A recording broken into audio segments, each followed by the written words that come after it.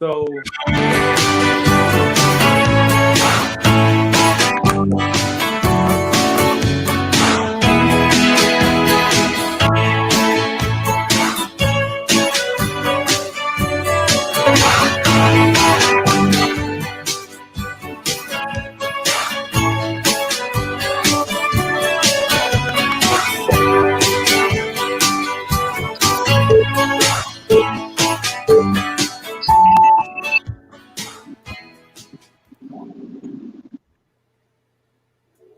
Welcome to Men and Women Talk, the Mars Venus Show, with your host, Kinte and Shannon. This program hosts a weekly panel of men and women who discuss topics such as dating, the workplace, family, spirituality, cheating, and of course, sex. Monday nights at 6 p.m. Pacific, 9 p.m. Eastern. This show is simulcasted live, audio and video between the website indieradio.org and YouTube, which allows listeners all over the world to gather together to tackle challenging relationship issues. And now here is your hosts, Shannon and Kinte. Hello, and welcome to an all-new episode of Men and Women Talk, the Mars Venus Show. I am one of your hosts, Kinte, all the way live from Los Angeles, California, and I'm so happy to be here with you fine people. I am joined by my wonderful co-host, the one and only Shannon. How are you doing, Shannon? I am good, all the way from Key West, Florida. How are you? I'm great. I'm great, Shannon. Good. It's pretty hot, and I have the lights. It's summertime. I have the lights on, so it makes it even hotter. But I'm gonna get through it and not try to burn up tonight. So Please don't. Yeah. So how was your weekend? My weekend was long, but can't complain. I worked overnight last night, so I got off this morning. Okay. All right. This is let me make sure I say this properly. This is episode 166. So yeah, this is we've done quite a bit of episodes, so I'm happy to say that. So let's go right into our guest. This is her second week in a row, and she's been on the show several times. We have we have the one and only Stephanie. How you doing, Stephanie? I'm good. How are you? Pretty good. How was your weekend? It's interesting. My tires were slashed on Friday. Oh no! Your cars were slashed. Your tires were slashed. Yeah, somebody slashed my tires. Oh wow. I don't know. I hadn't been in Seattle long enough to make enemies, so who knows? Oh, That's crazy.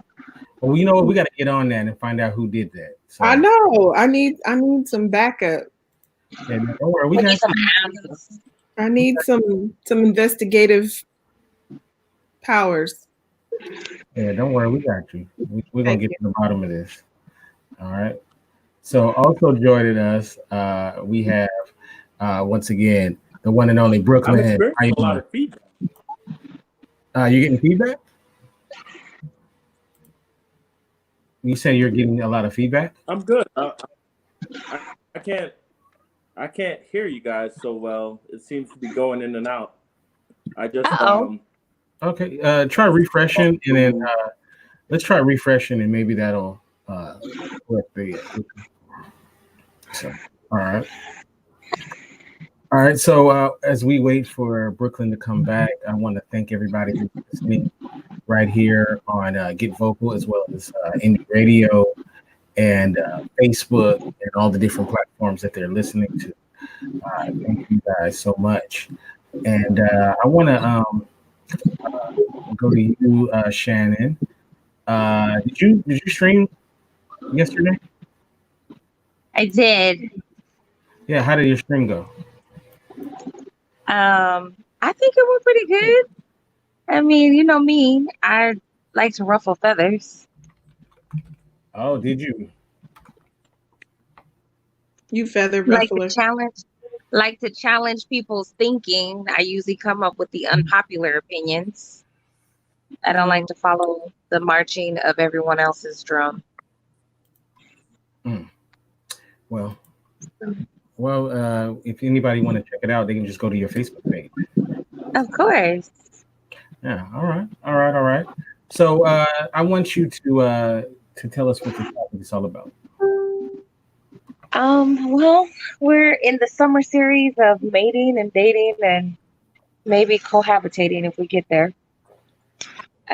So today we're talking about the art of conversation and how important it is for dating.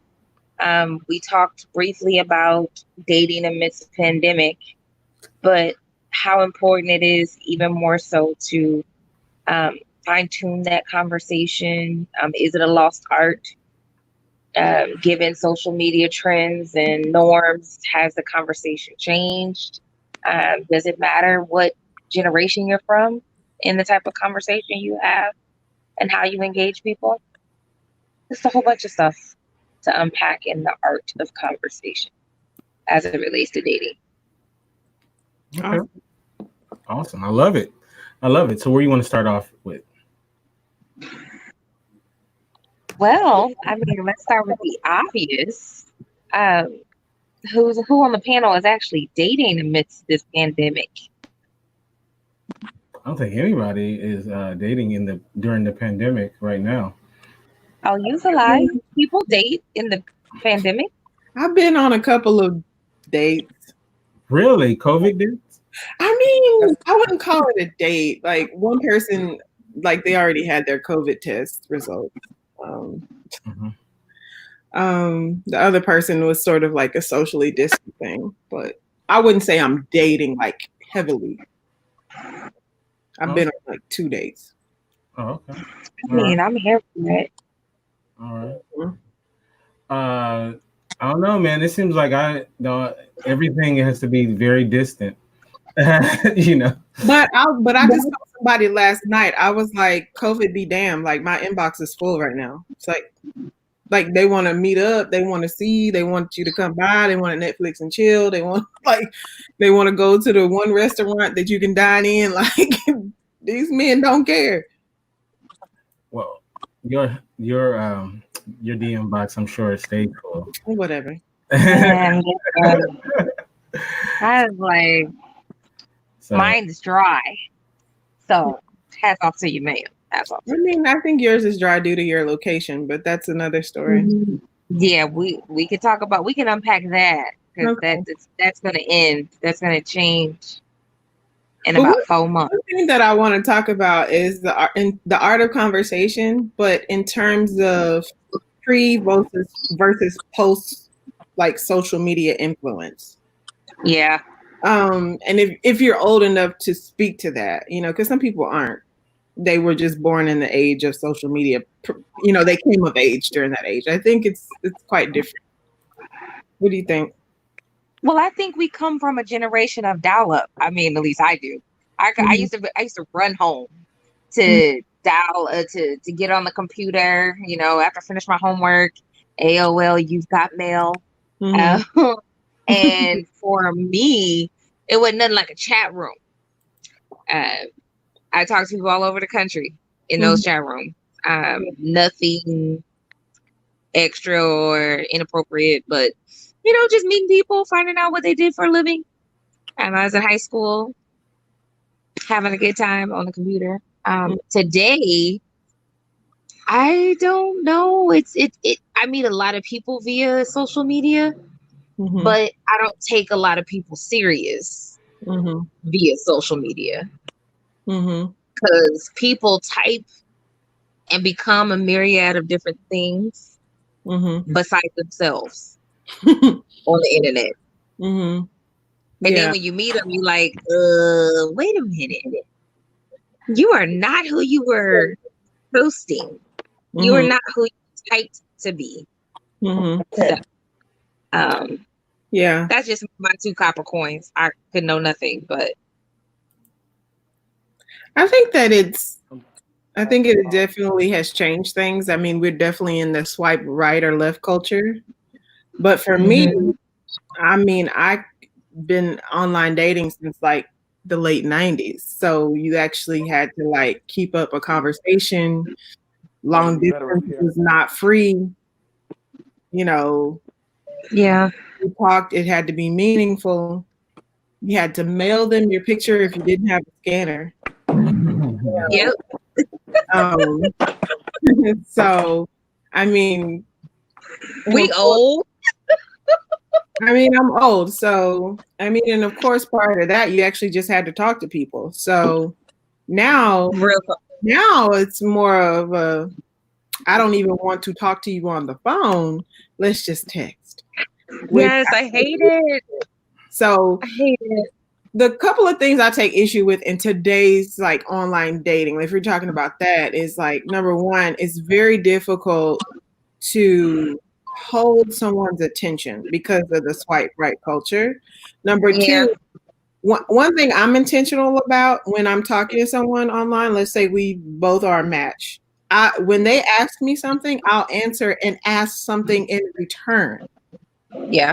Keep the conversation going, or at least say something thought provoking that would lend itself to further conversation. When all I get is a, what are you doing? Oh, I'm good. Did a little bit of work. What about you? Oh, yeah, I work today. Period. Okay. Well, so what kind of work do you do? I work in a warehouse. Period. So then, like, after the third period, then I get frustrated because now I'm like, I'm pulling teeth here. Like, what are we doing? Like, you don't inspire me to want to be in your presence for more than 10 minutes because you don't seem very fun. Like, you seem kind of dry, kind of boring. That's a whole fact, ma'am. Mm-hmm. What do you think, Kente? I see you smirking over there. Yeah, I don't know.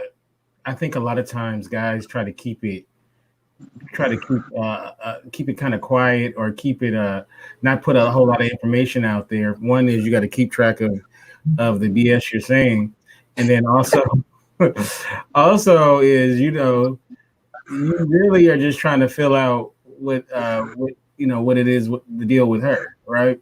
So a lot of times you're like, I think a lot of guys don't keep track of what they're saying.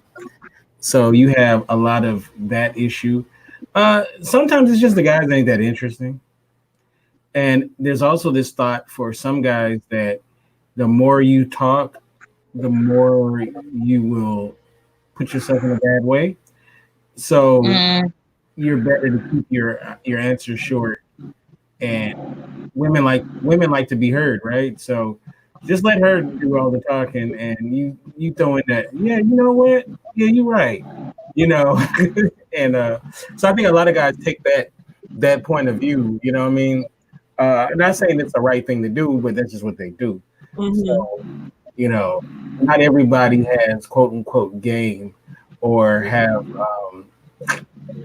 such a great personality in which they can, just get, talk very good. This is the other thing. Is like, that's why I like men who I would say have lived, because you have things to talk about. You have stories to tell. You have points of interest in your life, diverging paths, and where you could have, the road less, not travel. Like, you have some things that you could say, well, if I had made this decision, my life would have been totally different. And I like that. I like people who have lived, like, lived in a different city, have you changed careers? What did it take for you to do that? How you have kids, like, how was it, being a new father, like getting adjusted, like anything, like can be, can basically put some notches on the belt to enhance the conversation and give me some insight into your personality, your backstory, and kind of who you are. If the conversation is kind of dry, then number one, that's boring, like just a regular level. Number two, you're kind of hard to get to know. Mm-hmm. Yeah. Yeah. That's My opinion. I'm really welcome back, Brooklyn. I'm really interested in hearing Brooklyn's take. Mhm. I have a notepad and pen. So like what is your strategy or whatever? Are you just being your natural self when you go on a date as far as conversational? Can you guys hear me? Because Yeah. I'm hearing you guys kind of sporadically. Really? Yeah. We can hear I've been you. so quiet because I can't hear. Yeah, we hear you just fine, man. We What's can hear weird you is great. that I went on vocal and I hear everyone clear. That's strange. Yeah, I don't even know what to say. Can you hear me? Yeah, Okay, so what is like your strategy when you go I on can dates? hear you. You're kind of going in and out. Just repeat the question one more time. Okay. So what is your strategy when it comes to go on dates as far as conversation wise? Or do you have one? Or you just be yourself? What is my strategy when it comes to Dating. Dating. Like, first dates and all that. dating? Yeah. First dates. So as you said, guys like to lean back and let the woman talk a whole bunch, but you still have to display your own personality. Like Stephanie was saying, someone has to know that you're, not a kawaii, that you really are a fun guy. And the first date is the perfect place to display, who you really are. The first date is a gift because you should be yourself. And then if the other person is into that, great. And if they're not, great. Like, I'm not trick someone into being with you or present a front that's false. You're nice enough, charming enough, handsome enough, what have you, for someone. Okay. So let me ask this question to the ladies on the panel. So what do you suggest guys do? Okay, he's fortunate enough to get a date with Shannon or Stephanie, and he's on this first date, right? What would you suggest if you were as far as because you often hear different things like don't talk too much, let her, like I said, let her do most of the talking. What are you looking for? What is it that you're looking for when you go on a date? You want to go first, Steph? Yeah, go Steph. Yeah, I can't really like quantify that. Like, it's just like I'm looking for chemistry. And unfortunately, I'm looking for instant chemistry, but that doesn't always happen. It's just like a certain je ne sais quoi. Like, I'm looking for someone that can, hold a conversation. Hopefully within some moments, he'll make me laugh. But it's not like this dude better be funny. Like, it's not like that. It's more like I hope he has a good sense of humor. And hopefully he's into something that I'm not necessarily into, so that way he can teach me something. Like maybe he's into, I don't know, like Brooklyn, classic BMW. I don't know. I don't know anything about that. You can put me on some blame. I like somebody that has hobbies and interests. What I do, so we don't have to be exactly alike. Yeah. And in terms of just like the ebb and flow, when those quiet moments come, it has to feel comfortable. I don't want it to feel awkward. Now, that's probably a tall order for a first date. But if we do feel comfortable in those quiet moments, then that's a plus. That's a good sign. Does that make sense? Makes perfect sense. Yeah. And after Shannon says her piece, I want to say something to that. So go ahead. I totally agree with mostly everything she said. I think the art for me and I think Stephanie might agree with this, is that this isn't like a cold call date. This isn't like we just met, we've never talked before. I'm assuming we have some history, like over the phone, maybe FaceTime or something or another before we go on this date. So there should already be some ebb and flow, some chemistry, some mutual understanding of one another. And so for me, I too want it to be organic. I want it to be naturally flowing. I do want there to be some ease in the silence. I do want someone who can crack jokes, whether it's at other things or themselves or even me. I'm a little petty, so I can roll with the best of them. I like some sarcasm. I like to people watch. I like to eat tacos. I mean, you can't really go wrong if you include food. But I am also like Stephanie. I do want you to have things that are different than what I have going on in my life. So that we can show each other interest outside of our home, so that we can take each other on adventures that differ from what we normally do. I do not want anyone that's exactly like me. And be authentically you. Let's have good conversation about life and all that's in it. And then we can sit and talk about how actually somebody across the table is as we people watch. I don't know. What if you're? And then I might ask. Sorry. No, go ahead. No, I said, and then I might ask to eat off your plate because I do that too. What if your authentic view is boring? Mine or theirs or both? I'm talking about the guy you're going on a date with. Great guy, you know, just a little on the boring side of the game. I think there are probably levels to boring. So it depends on if he's like a 9 to 5, I could write his schedule by what he does, or he has no interest, no hobbies, no nothing. And I'm like, so all you do is work? That would be a problem. What if he just needs a Shannon to unlock his inner non-boring You sound like TC, one of my accountability partners. What I'll say to that is, there is nothing wrong with finding someone in your life who can help pull out things in you that didn't exist before. But I have to see some willingness to already want to do that and be that, and not just be waiting on me to show you that. Because we may not work. Then what? That's true. And I'm gonna get Brooklyn on this too. Sometimes there's a guy I often refer to as Mr. Personality, right?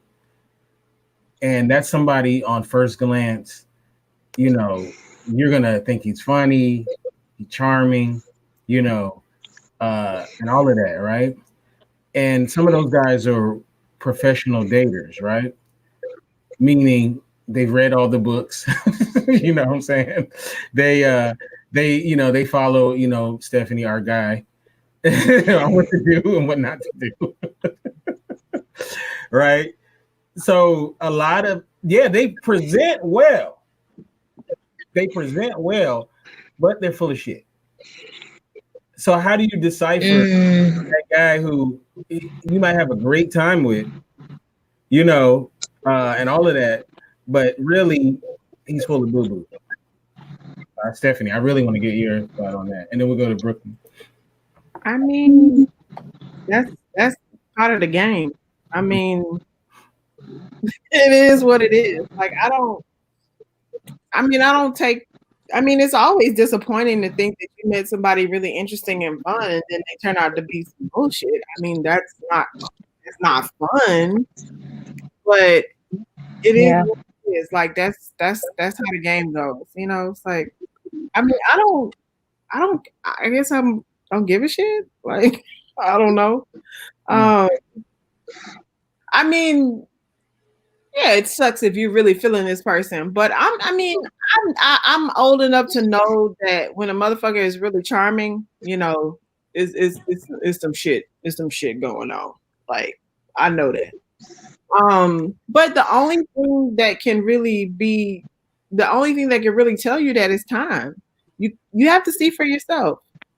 And you just kind of have to decide, okay, is this person, do I get a bad vibe from this person or not? And one thing I'll say is, I hate when, like, let's say I go out with somebody and he's really charming, really fun, but I get like not a good vibe about them. And let's say I tell my girlfriends, I went on this date. This guy was really, really cool. He laid out, the red carpet for me, and he did this and that, and he was so charming and funny. But I'm not feeling it. And then your girls are like, girl, you're stupid. You should keep going out with him. He has money. He's funny. He's this and that. You can't listen to that. You got to listen to your gut. I hate when people try to sway you from your natural instincts. So you have to listen. Mm-hmm. So if you go based on your instincts about the person, and you may have to give it some time, i.e. dating is a risk. So are you risk averse? Are you willing to take moderate risk? Are you aggressive in your risk taking? You got to figure that out for yourself. Then you have to kind of align that and lay that across, like, kind of put that with people that you're dating and see how much time you're willing to give it. Yeah. That's how I see it. Brooklyn, one thing that you do that's very fascinating is that you work with people who tend to have issues with finding people and all of that kind of stuff. And I'm sure you've met a lot of different folk. Is one of the things that you come across more so they're busy, that's why they're having issues? Is it maybe they have no game, they can't have a conversation on a date? Is that something that comes up quite often as well? Brooklyn? Brooklyn. Brooklyn, can you hear me? Was that for me? Yeah, that's for you, Brooklyn. I'm talking about when you do your work with the agency. I can barely hear you. I don't know what's happening. I got a new modem and router, and I tested it before this. Right. I wouldn't have these issues. Your work with the the agency. agency. What you were asking, let me look in the chat here. I think you're asking what happens when people don't have game? Yeah, go ahead. That's fine. Go ahead. See if I can find the question in the chat. Wait, someone's hooking me up.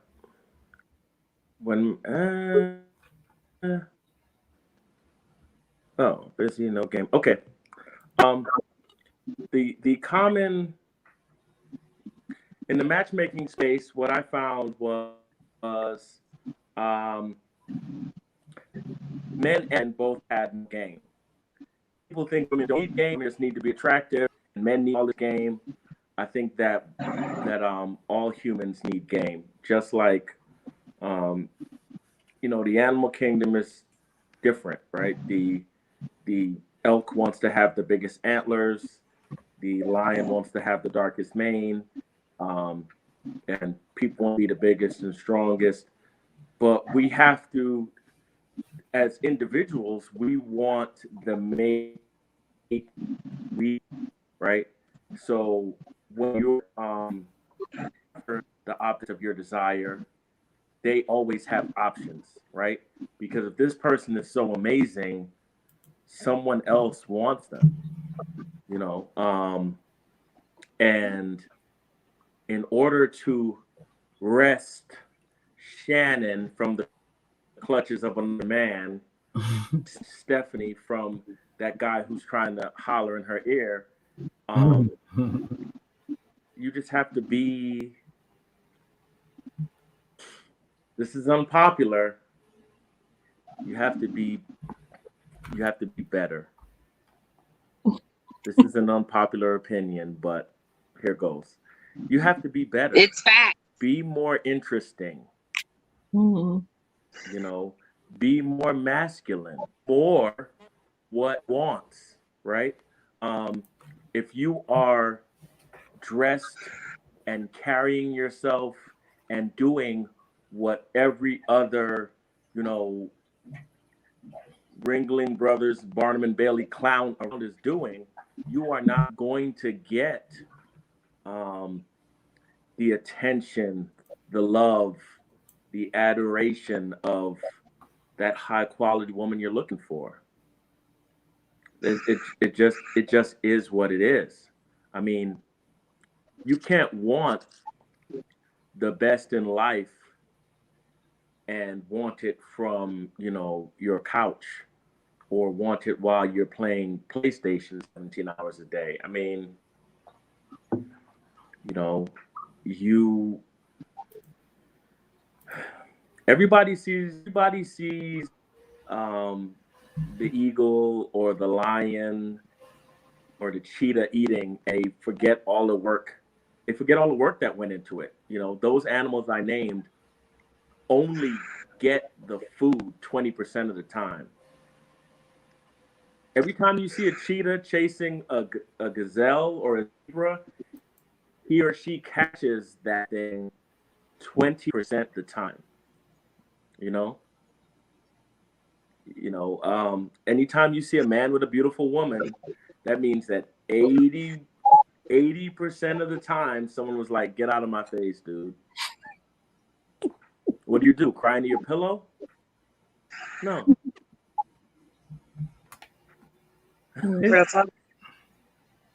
No. You know, you put yourself out there. And that's why, like, the art of conversation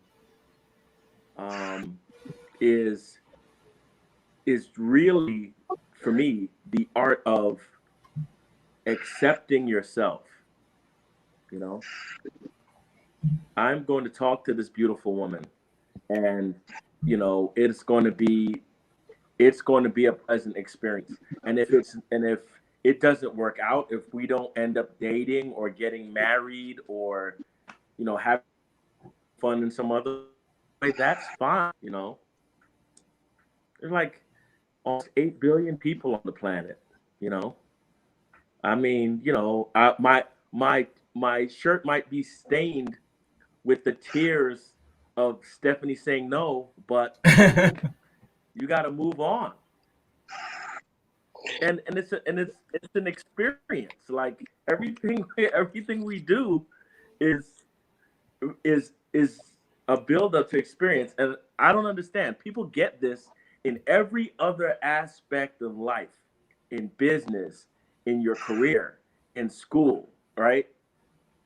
You know, but people really don't get it in relationships and in dating, because they have like a very romantic view, like it's supposed to work the first time and every time, and that's not real life. There's a skill set to it, and you know, everyone on this panel, I'm sure, is really good at it.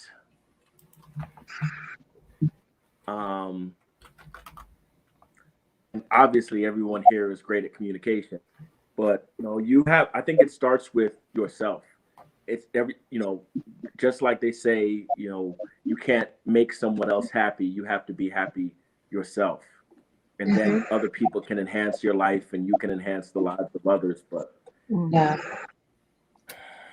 Okay. yeah, I think when we don't worry about what you were asking Shannon earlier, I don't worry about those guys who read in a book how to talk to girls, or who tried to figure out a trick. In fact, hats off to them for actually trying to learn to get better with women, instead of women are evil and, you know, being angry.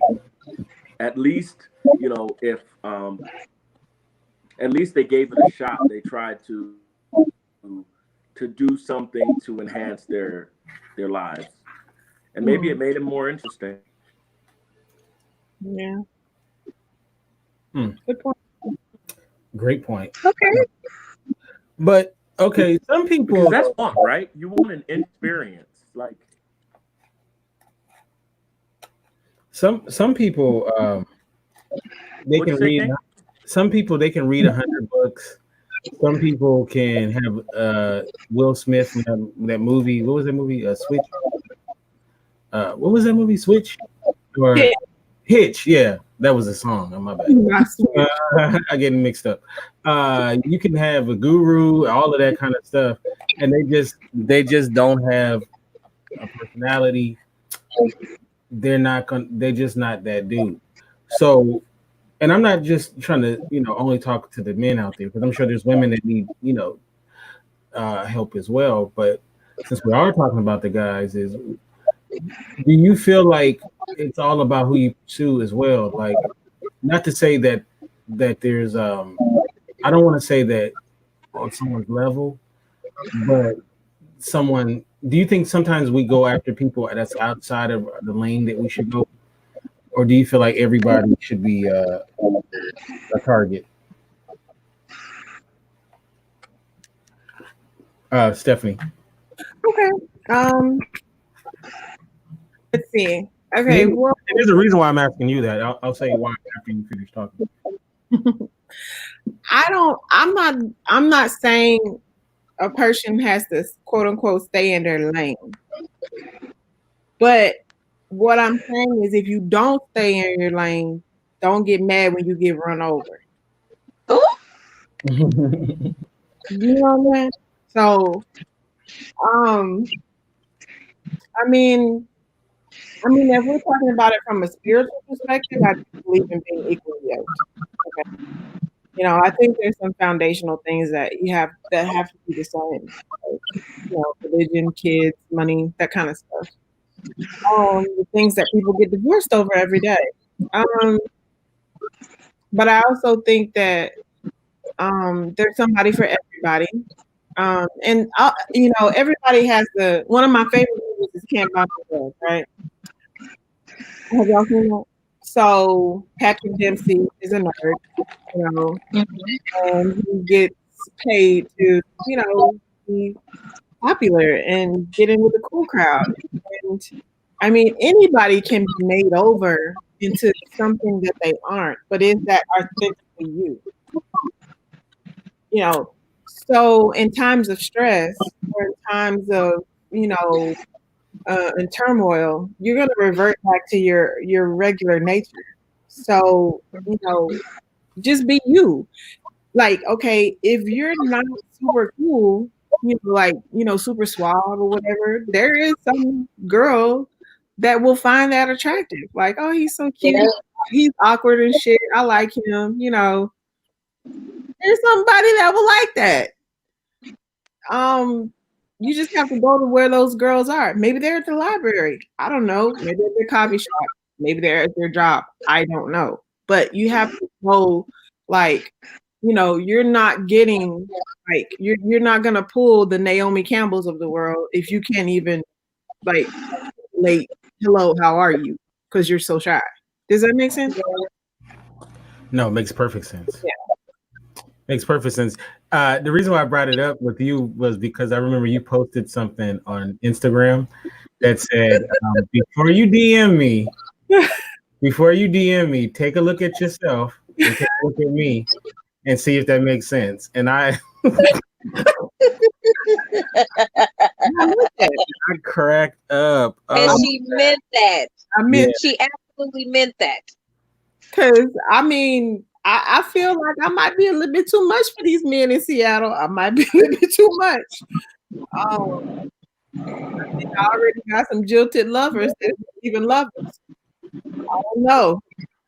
So, yeah, that was pretty funny. Yeah.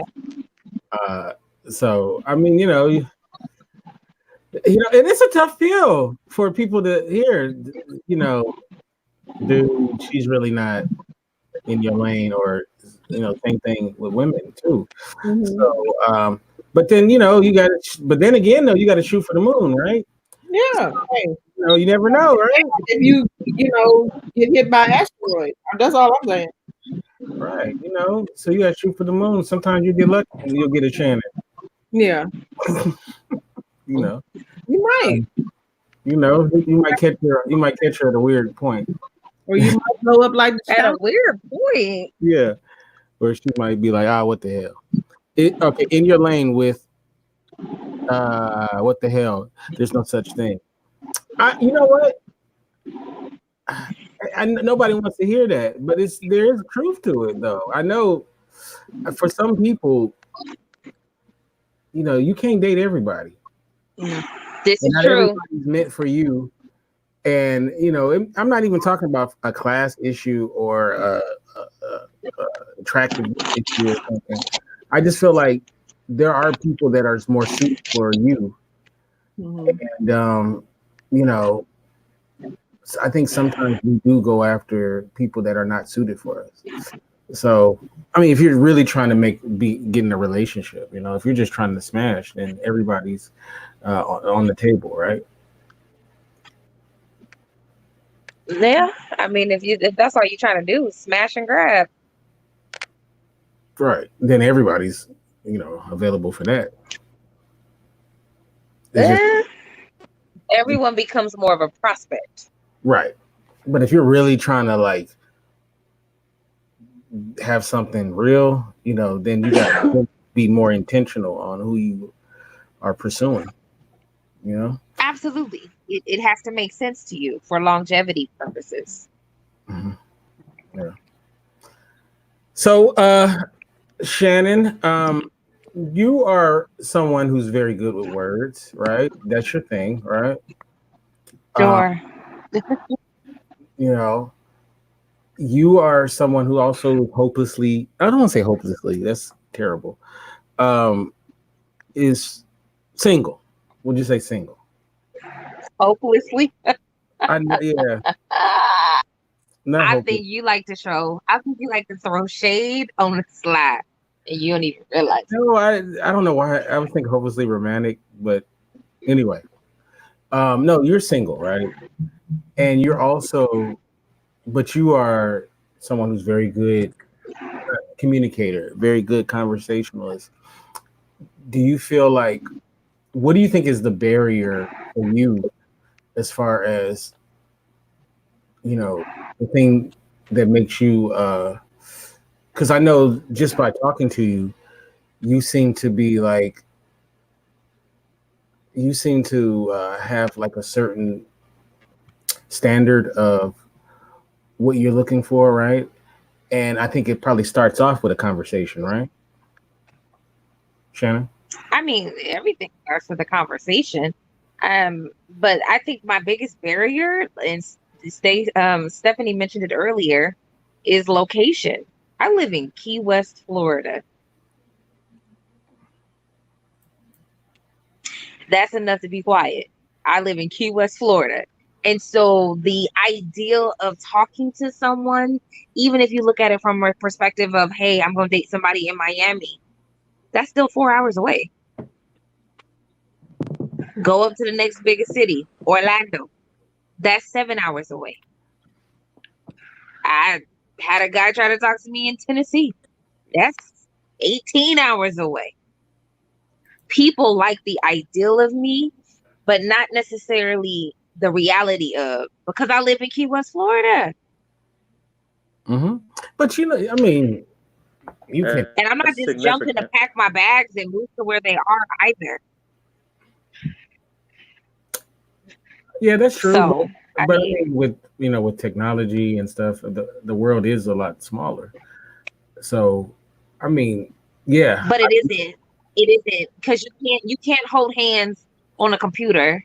You can't share tacos via the computer, and at least not off their plate anyway. I mean, you can buy your own tacos and look at each other and eat tacos together, but it's not the same. And I know we're in a midst of a pandemic, so a lot of things have changed drastically, and people don't want to die, me included. I don't want to die, but everything is a risk. Put your mask on and go sit at the park. Put your mask on and go pick up a lunchbox and sit across from each other 6 feet apart. Take the risk. Anna says, what's wrong with Key West? It sounds nice and tropical. Key West is paradise, but paradise comes with a price, honey. It comes with a price. And there are not enough available men who meet even my age and interest brackets to even begin pursuing or being pursued by. Yeah. Availability is the best ability, or one of the best abilities you can have. So if you're not available, or then again, you have guys that are available, but they're quote unquote not available. You know what I mean? So it depends on if you're into that. But I don't know, man. I feel for you, Shannon. You know, I don't know. I wonder though, like, for like, you know, you hear from guys who complain about the women in their town, right?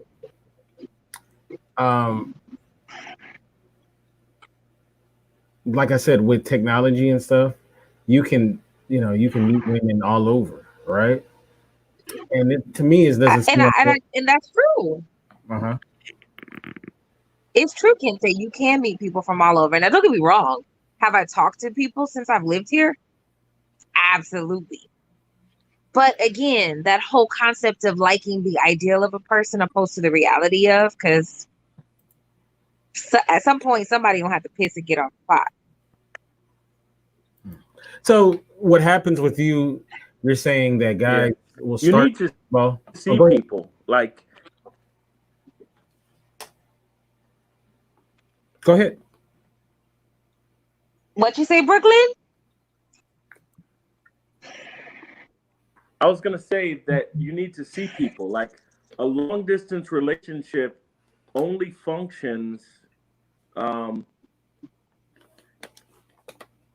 the beginning. It only functions if you see the person enough to like them, enough to want to start something long distance, right? And then you have what becomes not ironclad, but you have a certain interval, right? Shannon is in Key West. She meets a guy. She meets a guy on the internet. That guy, she mentioned Tennessee earlier. That guy is in Memphis, right? He makes inroads to see her. They talk, they FaceTime, they like each other. He makes inroads to come to Key West or very close to Key West to see her, right? They spend some time together. They like each other. Then he's coming, then they're going to see each other, you know, once a month, then maybe twice a month, right? But there has to be that spark in person. You can, you know, once you're dealing with somebody, you know, technology is great, right? You can speak to your family on the other side of the world. You can send WhatsApp messages. You can talk on any number of apps. But the initial issue is finding the person, and this is near or far, right? This is if they're an hour away or 12 hours away. You got to find that person, right? Then you have to talk to that person. Then you have to do something visual, like a FaceTime with that person. Then you have to meet that person in real life, right? See how, I mean, you can't test drive a car over the internet. You have to see. That's true. You have to feel something in person. And so, like, I hear what you're saying, and those are valid points.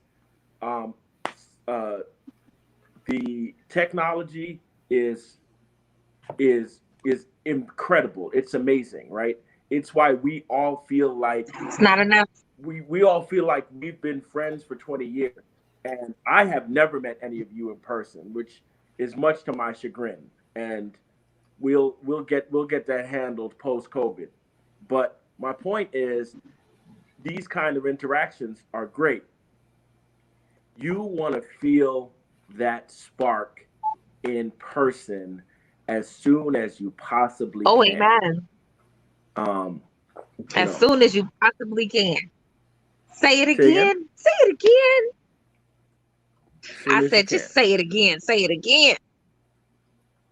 And I agree with that. But see, that's not my issue. And I'm going to say this out loud for all of the people watching. That's not my issue. I keep a bag packed. I don't have a problem going anywhere. Let me say that again. I don't have any problem going anywhere. So any man that I've talked to in the last 3 years, don't you dare open your mouth and say it was Shannon why we didn't work out. Because I show up for what I want. Just saying. You better tell them. Well, just saying. I just got a text from one of those guys. They said they can't talk their way out of that one. They said it was all Shannon. That's a lie. Well, I look, I got receipts. That's a lie. Well, Shannon, I think when you say, well, they like the idea of me, not actually me, I mean, I can relate to that. But I think it's not even just you. I think people like the idea of being in a relationship, but they don't like the idea of the work that it will take to maintain said relationship. That part. And that is probably the most accurate statement into what I was saying. You are absolutely right. I don't think people want to enjoy the chase or the ebb and flow, the art of the conversation, flirting on the internet and text messages and DMs. But when it comes down to, let's put feet to this, let's make this thing work, let's go to the next step, let's get real about what we say we've been doing or what we've been talking about for 6, 11, 22 months. Like, now what? I don't like to do a whole lot of air and space. Like if we're moving in the right direction, then let's move there.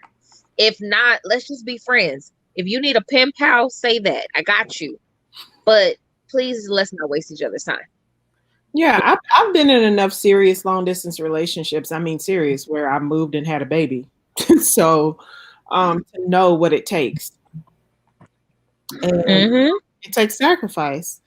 And I think that sacrifice is one of the hallmarks of knowing when a man is really into you. Whatever that sacrifice is, whether he moves or you move and he makes provisions for you to move, in said long distance relationship, and so now, since I've already been there, done that, I know what it takes. You can miss me with all the, I really like yous and cute, and I wish you could meet up. Like, call me when you're ready to see me. Do that. If you want to, then make it happen. Yes. I'm available. If you don't, I agree. Don't. I mean, if you don't explicitly say, I agree. I'm gonna assume that you're not interested. I don't doing that dance 100% from a long distance perspective. I don't feel like that because I've been there. So what's the reason? What's the reason? Yeah, it doesn't require much. What did you say, Kente? What is the reason? Go ahead, Kente. What is the reason why you think that these guys will start some nut with you and they seem to not have any intention of? I'm cute, but I'm a lot of work, I mean, it's the same. Real facts.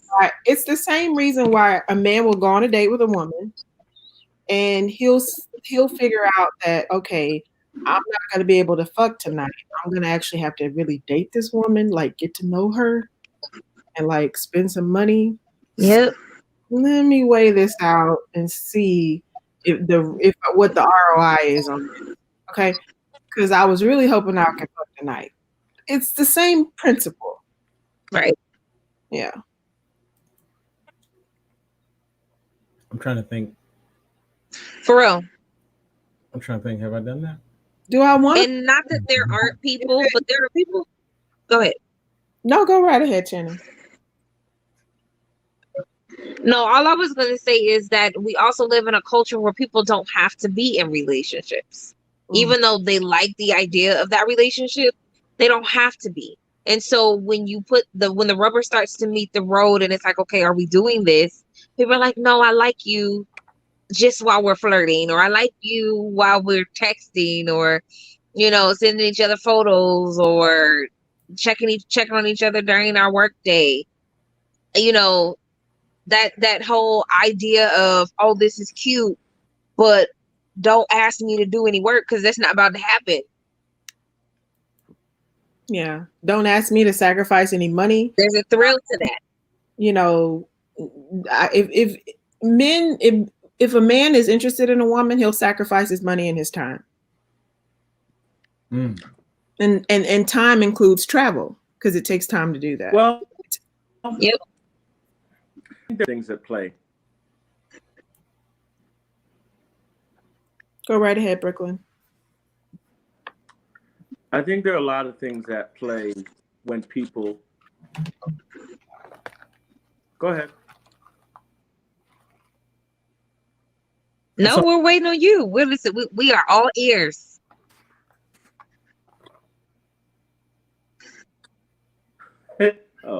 Oh, just being polite.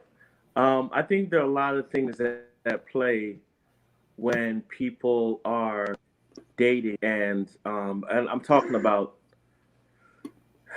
I don't want to be insulting to anyone, but I'm talking about serious adults who are interested in something, right? You're dating because you're interested in finding someone.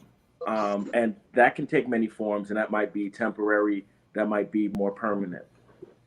But when you are seriously dating and considers, you're looking for the best match for you and what you're trying to do, right? So I think that most people, most adults, we're not talking about kids because kids can do different things. Most adults are trying to weed out the people who they're not really interested in, find out who they are interested in, and spend a bit more time with those they are interested in. And I think that goes for men and women, right? There are men who are out to, and maybe women, definitely women, but there are men who are out to sleep with as many women as they can, or something, ambiguous like that, right? But when you are dating, you're going to find people that you are drawn to, and you're going to find the people that you have things in common with, and people who turn you on in, literally and figuratively, right? So the best course of action is everyone doesn't have the same availability, right? Kente is in Los Angeles. I went to Los Angeles for my birthday a couple of years ago. So like December 2018, I was in Los Angeles, and there were beautiful women everywhere. Like everywhere. Like it. So, some of these, sometimes when we have these conversations and we see that Kente can't relate to us, it's because, the man is a shark in a tank full of fish. But for everyone else, everywhere else in America, we have to have a strategy, and we have to seize opportunity. So yeah, when I want to say another thing about the guys that you guys talked about, being on first dates, or guys flaking out and doing, weird things. all of that is a gift. Whenever someone shows you early that they're not dependable, or they're only on thing, or they're a weirdo one way, or they're just shady or flaky, that's a gift.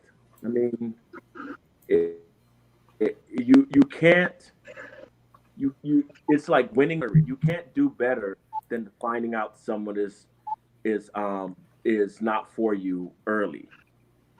You know, because there's like Facts. there's like 10 much more horrible ways to find out someone is not for you, right? You know, Yep. how many people get left at the altar, left with kids after a marriage for a few years, all kind of. You want to know as quickly as possible if this Soon as person possible. is, Yep. you know, either trash or just not for you. Agreed. You want to feel Very true. right away. So, no, it's funny too, and it's all about mentality. Like, I would get frustrated when I would, find out something early negative that would, affect whether we were going to be together or not. But then I started looking at it as a gift. Like, it's better to find out now than down the line, right? So, and Yeah. I think one thing that's important about dating is asking certain questions. And I think if you ask a certain questions, it's not even just about the answer they give you, it's about the way they answer. Because sometimes people's words are not the end all be all, right? Because people say what sometimes they feel. Yeah. Because the one question women love to ask is, "Where do you see yourself in 5 years?" Right? So if you're a dickhead, all you got to do is figure out the answer that she wants to hear. But it could be a bunch of bullshit, right? But it's been like, so what do you really gain from that if somebody is just like, if they know, if I'm going out with Stephanie, if I'm smart, I'm already feel like when she asks me that kind of question, I'm gonna probably expect that kind of question. So I know I can't be like saying some bullshit. She's gonna, react negatively to it. So it's not always about what people actually say.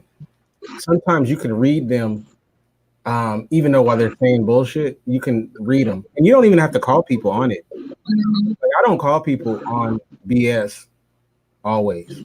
I let them think that they're pulling one over. Sometimes because all they're gonna do is act like they're insulted that you would think that they would blah blah blah blah blah.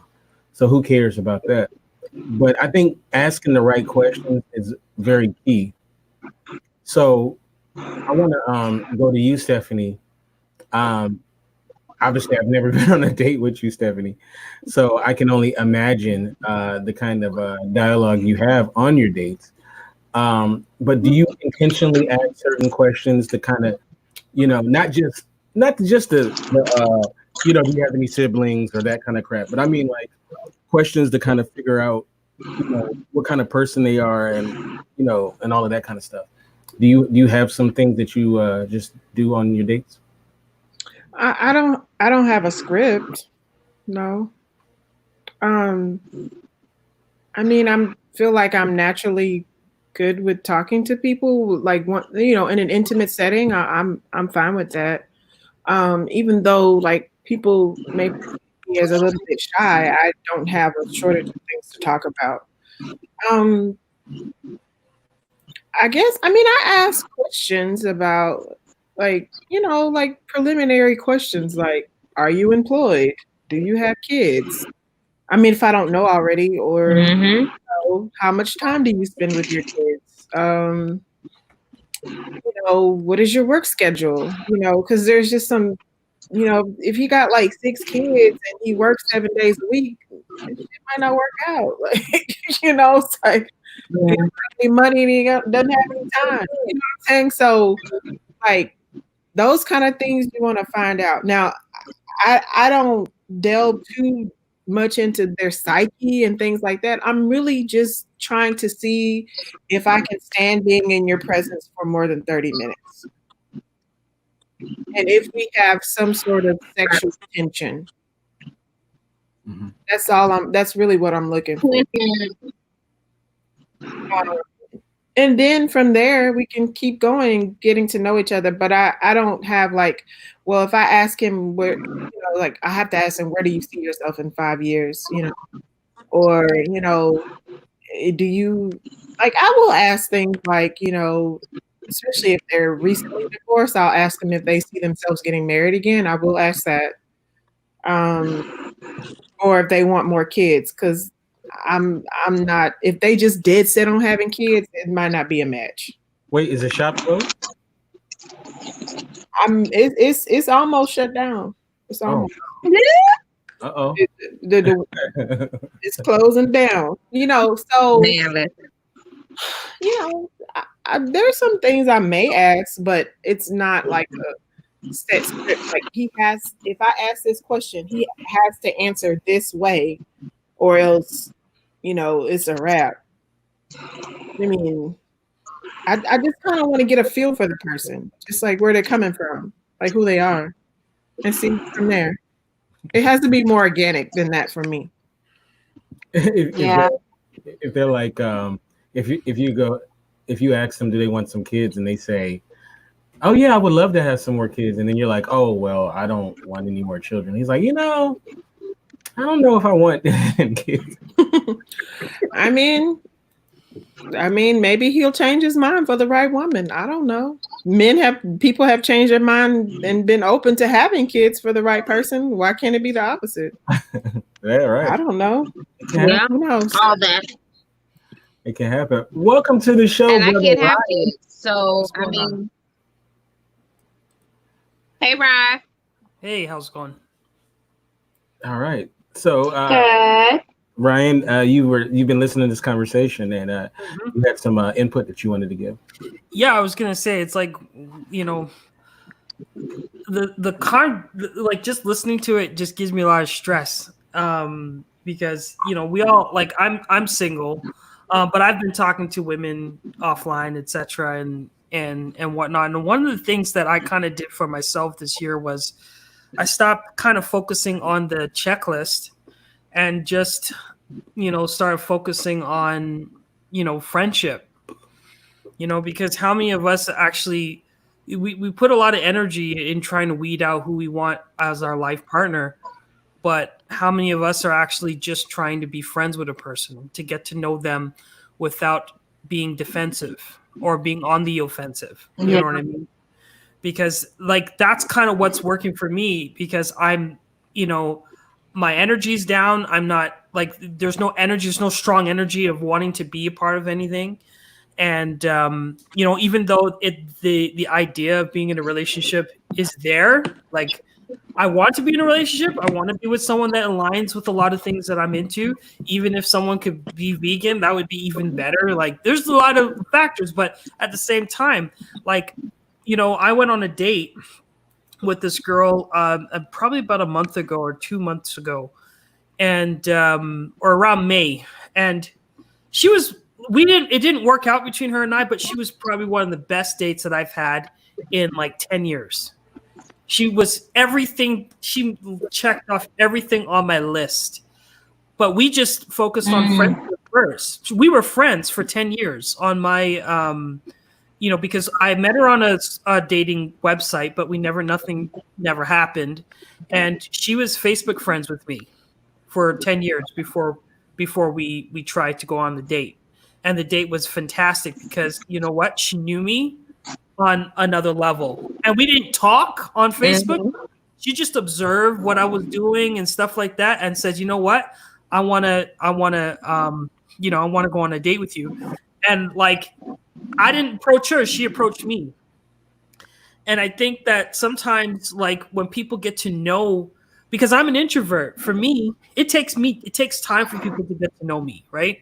And there's a lot of things, it took me a few years to get to know Kente, Shannon, Brooklyn, and and Stephanie. Like, it took us years to kind of get to know each other at this level. So I think sometimes we put a lot of energy, and a lot of negative energy. It's what we want out of a partner is always tied to negative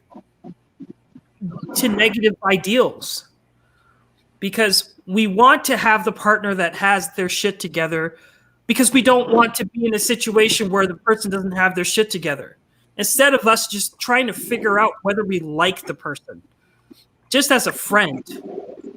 I was in and out absolutely. I was in and out of a relationship with with this one girl, this recent relationship. We're still friends. She came over last night, made me dinner, but we're still friends. And I said, you know what? Why don't we just work on our friendship first? Because we can't obviously be in a relationship together, but why don't we just work on the friendship? We went to therapy, all the kinds of stuff. And I just realized it's like, you know what?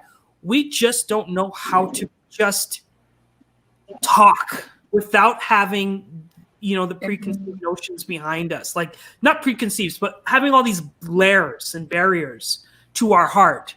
Why don't we just open up the heart, but don't commit to a relationship and don't put ourselves in that situation? If the friendship is cool, then take it to the next step. Because if you think about courting, back in those days, we didn't have internet. We were forced to be friends. We were forced to get to know people. And if we go even back before that, you look at our people, like, we were in tribes. We knew who the people were in the neighborhood that we wanted to be with before we got into relationship with them. Now, we are so dispersed. We're so fragmented. Our lifestyles, we work, and we work 12 hours a day coming home. And then the last thing we're doing is swiping right and swiping left. I think it's the most unnatural aspect of dating, is not getting to know the person as a person rather than a checklist. But that's just my opinion. I'm not saying all this philosophy is working for me most of the time, but I'm feeling that my stress level is down. I don't feel as like I'm in a race anymore. You know what I mean? To find somebody. I'm just getting to know the women that I'm talking to. And I think it's cool. I'm not. I agree with that. Maybe I I don't agree know. with that, Ryan. Maybe I'm strange because I don't feel like I don't have a even though I'm getting pretty old, I don't have I don't have, you know what? Aren't you older than me? I think I'm like Negro. 3, 4, 5. Them are big fat lies. 3, 4, 5, 6 years. I think I am the second youngest person. I think I'm the second youngest person on this show right now. I think Ryan is the youngest. No, Stephanie's the youngest, I think, right? Lies you tell. Stephanie's the youngest. But okay, then nice try. Then me, then Ryan, then Brooklyn, then you, the oldest. But anyway, Your mom. I don't know. I don't know. I've never had like I've never tried to look for women. Like I've never like when I say try to look for women, I don't mean like, obviously if you go to a club and you're trying to, score, I guess you are looking for women. But I mean like I've never like, I guess tried to like date like dating websites and all that kind of good stuff. They just kind of fall into your lap, situations. So I don't know, maybe they fell on your lap. I mean, that sounds like a hoe, but okay. No, I mean like it just kind of happens, right? Like you're at the but everybody doesn't have that. Like, everybody has. A lot of people have to be way more intentional about dating. It's like you go to a grocery store. I was like, oh, she looks nice in the frozen food section, or you're, I guess if I was in the South, the Piggly Wiggly or whatever you guys go to, you know, you know, We're gonna know Piggly Wiggly. I don't know, 'cause, you know, that's y'all thing. But so I guess, and I think I've said this before. Ryan, his thing would be like the tomato festival in Canada. You know, that's where they meet up. Disrespectful. So, The Dr. so Sebi meetup. Yeah, that ain't happening here. Well, I The have tomato I mean, I festival? have something that's like, I understand where Ryan is coming from as far as getting to know people, but at the same time, I don't have time to be friends with somebody for 10 years before we get it popping. Like I don't have time for that. You Yeah. don't gotta I be just friends really with someone don't. for 10 years. Like that was not a situation that I think that was just an anomaly. It was like by luck that we hooked up. But I think that we should have the time to be friends. You know what I mean? There should be a time to just be absolutely. friends with somebody before we get to know them. Because, like, for example, you, Steph, I think that, like, you know, you are an introvert. It took a lot of us time to get to know you and your personality and who you are as an individual. I think that, you know, I think in order for someone to truly love, especially introverts, in order to someone to truly love us, they have to know us. Because I'm layered. I got so many layers. And you're not going to hear that in a first conversation with me, not a second conversation, not a third date. And, you know, and let's just be real. Can we cuss? Yeah, go ahead. Yeah. Like, Yeah, sure. friends can fuck. I mean, at the same time, it's like they can. If it gets there, they can. But I think that the friendship part of it and just having fun without having that idea, because all of the things that we want in a partner stems from bad relationships that we've had, or what we've seen with our parents, or what we've seen in other relationships that we don't want. And like, it goes back to this whole Will Smith and Jada Pinkett Smith, the whole entanglement issue. We put so much emphasis on one couple to be the poster child for what a good relationship entails. And when they mess up, then we're all clowning them because we're like, haha, you're just like us. You know, I know that Black love is so important. Black love is important, and having families together is so important. But there are generational trauma in our community, especially. There's a lot of things that we've seen with our parents, either our parents splitting up or our parents, you know, or domestic abuse or whatever the problem may be. And we carry that into relationships. And therefore, at the end of the day, I think that we just have to learn to just be comfortable in being single, but being friends, getting to know people, and letting those things go away and just having a candid conversation with someone. Because you can still be friends. You can still go out and have fun. But the fact is, I don't even think we know how to be friends. Yeah, I'm not looking for that. I'm That's a looking valid for. point, I mean, Ryan. we can be friends, but I'm not looking for some situationship. I need security, and I think that's what most women are looking for: security. We want to know the boundaries and the realms. Like, what are we doing here?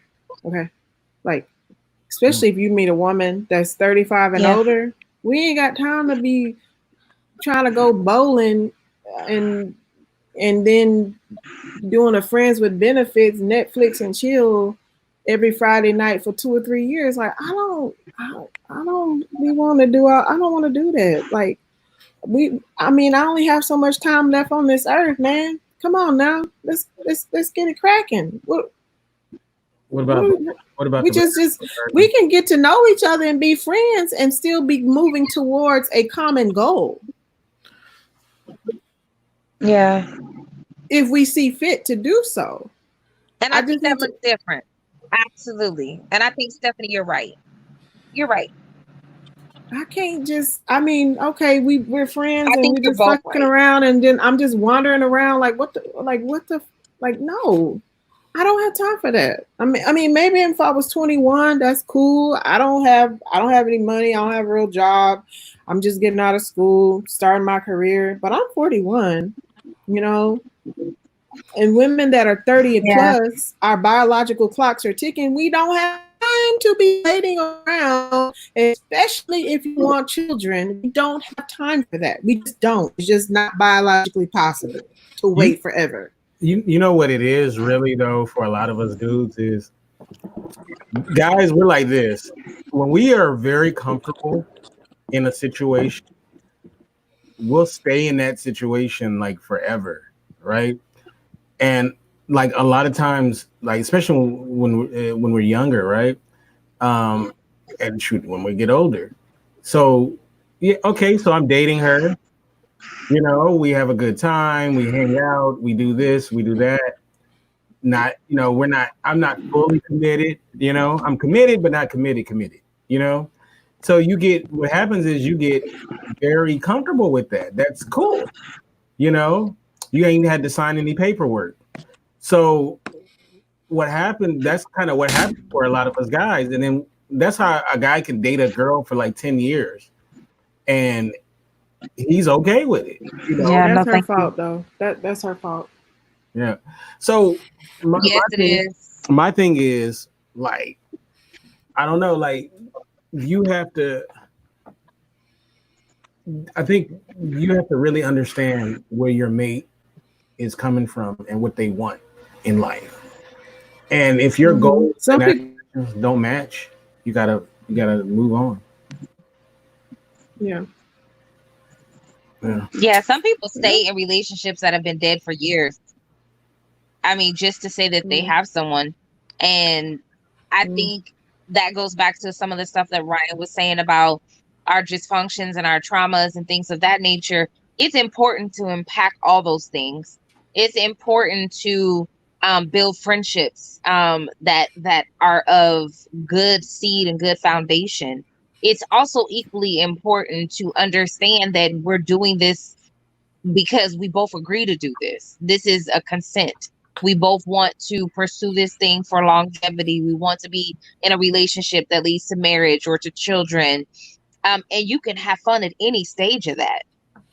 But if your purpose is something deeper and bigger past that, then that conversation needs to be discussed too. And if at any time during the process of this friendship, this relationship, this whatever ship that you find yourself in, if those things change, that's going back to the art of the conversation. We need to be willing to have those conversations. That's right. That's the difference between being just an adult and being grown. Having those conversations about these things have changed for me, or I'm looking for more, or I want more, I desire more, I need more, or you doing too much, whatever the case may be.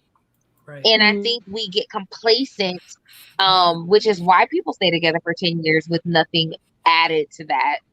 And that's somebody else's cup of tea, not mine. I'm not knocking somebody else's cup of tea. That just does not work for me. And so we have to be able to have those conversations. Is this what you're looking for? Is this what you want? How would you like to proceed? Is it okay if we just be friends? If we're going to pursue a relationship, are we going to have sex in this relationship? Are we not going to have sex? Is it going to be open? Is it going to be monogamous? Those are conversations that you want to have. And then show up in that. Mm-hmm. And I think once a connection is established, it's established. Once the connection is there, it's there for life. I think that when people connect, they connect. But, you know, there's some friends I don't want to connect with.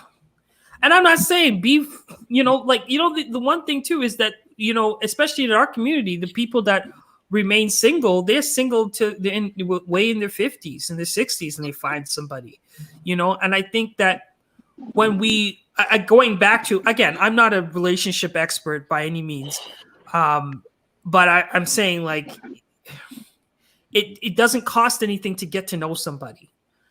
And yes, it does. It costs me time.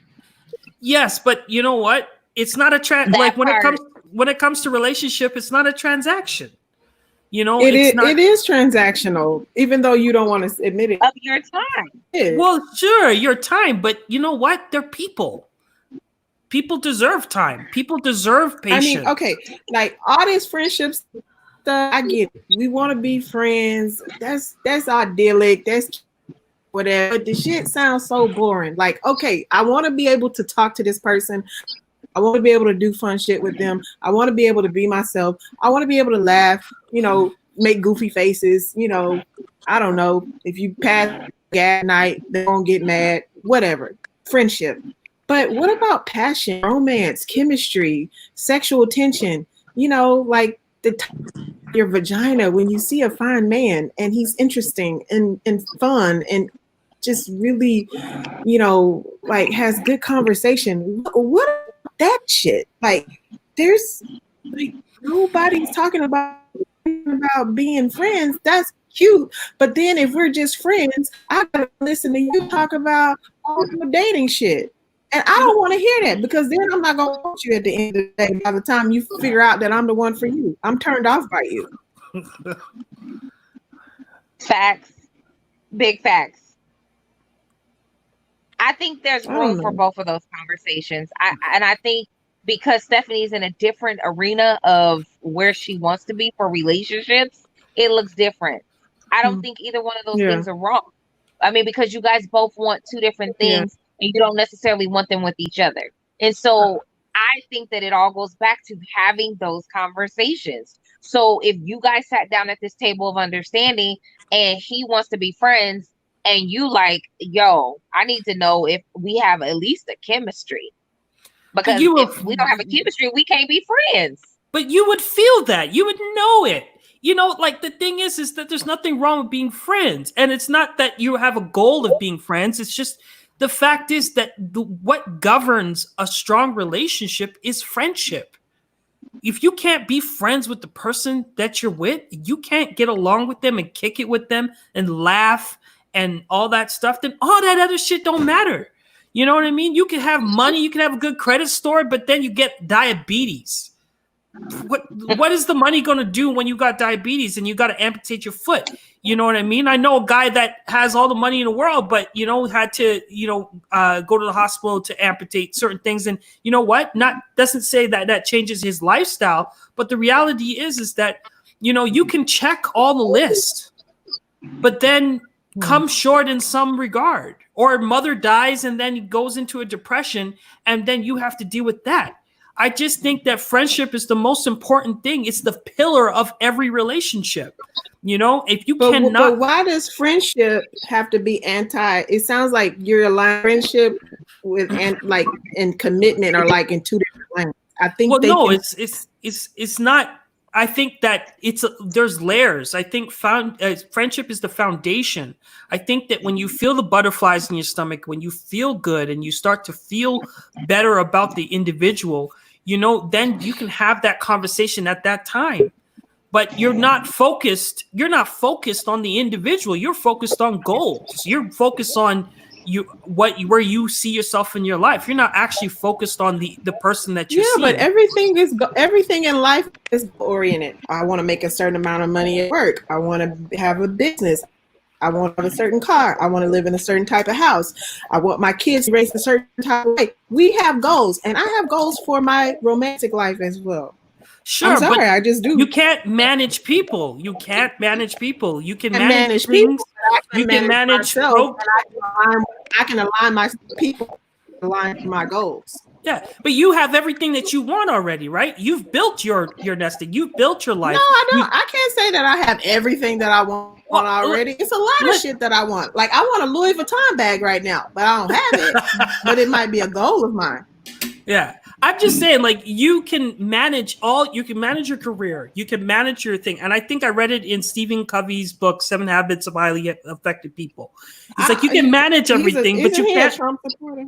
Well, Go ahead. I'm just saying, you can't manage people, though. People are spiritual beings. I'm not trying to manage people. I'm trying to manage myself and make sure I'm aligned with people that are aligned with me. So if you can manage 10 years, you can manage your own expectations, and you can communicate and, hey, this is where I'm going. This is where I want to be. Are we going to be on the same path? If not, then we definitely need to stay friends. and like platonic, not friends that are fucking. Like you Yeah, don't need that part. to complicate shit. That's the other thing I have a problem with this friends and we're having sex. Okay, I can't. I mean, everybody on this panel has probably had casual sex before. Everybody in the chat. Okay, fine, it happens. But everyone knows that they found themselves in a sticky situation when friendships and physical situations overlap. Yeah. Starts to feel somebody, and somebody is not on the same page because emotions get involved, regardless of whether you want to. Somebody's gonna start feeling somebody more, and somebody's not gonna be ready. Yeah.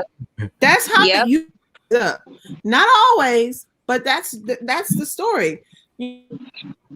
That's like align yourself with somebody that, if you want to find somebody that wants to just Netflix and chill and go get sushi every now and then, and okay, that's cool.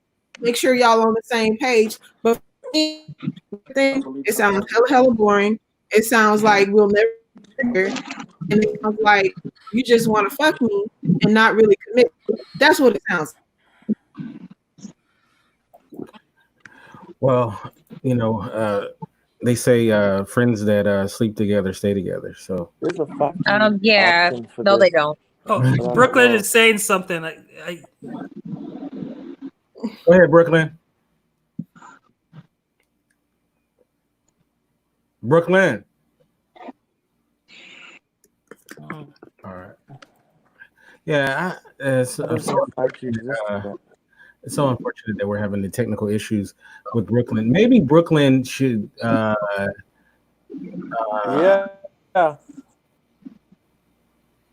Okay, there you go. Brooklyn. His internet connection. Yeah. Okay. What's good? You're good, Brooklyn.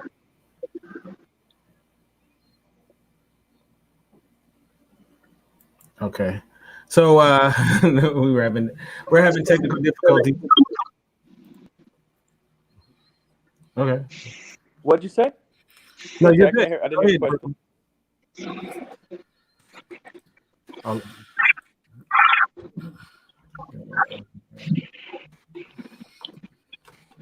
Oh, okay.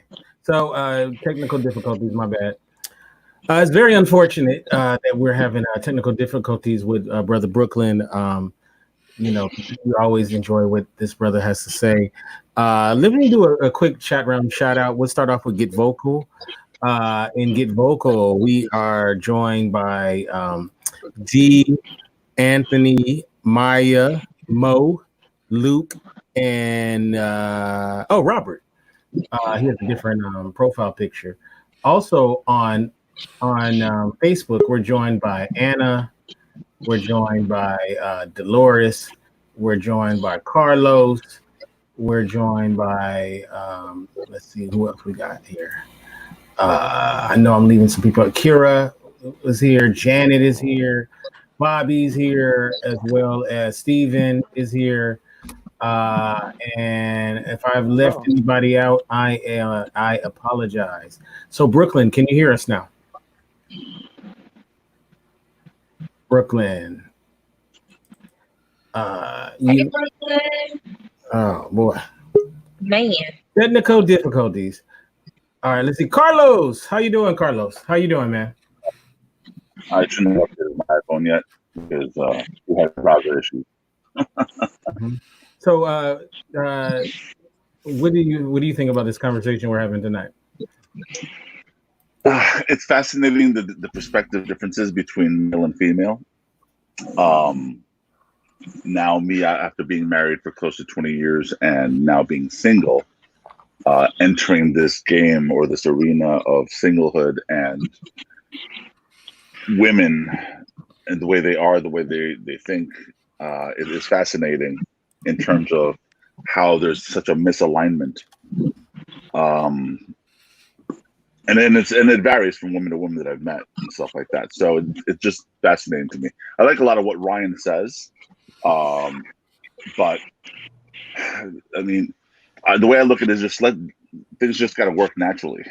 We can try to categorize it and box it in and make it whatever we try to make it, but dating is just a blithering mess, and I don't think there's a formula for it that I've been able to notice and detect just based on speaking to male and female counterparts.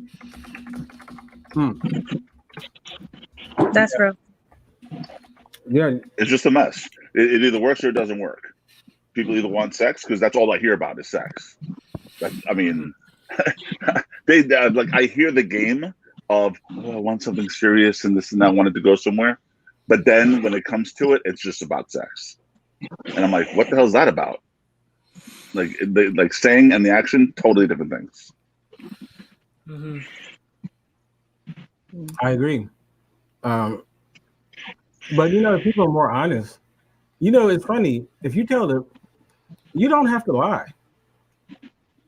9 times out of 10, you actually will get what you want. You can actually tell the truth. And then you can, some people get mad when they get the truth, but at least they have the truth to deal with. So I don't know. You said it's been quite a long time, right, since you've dated?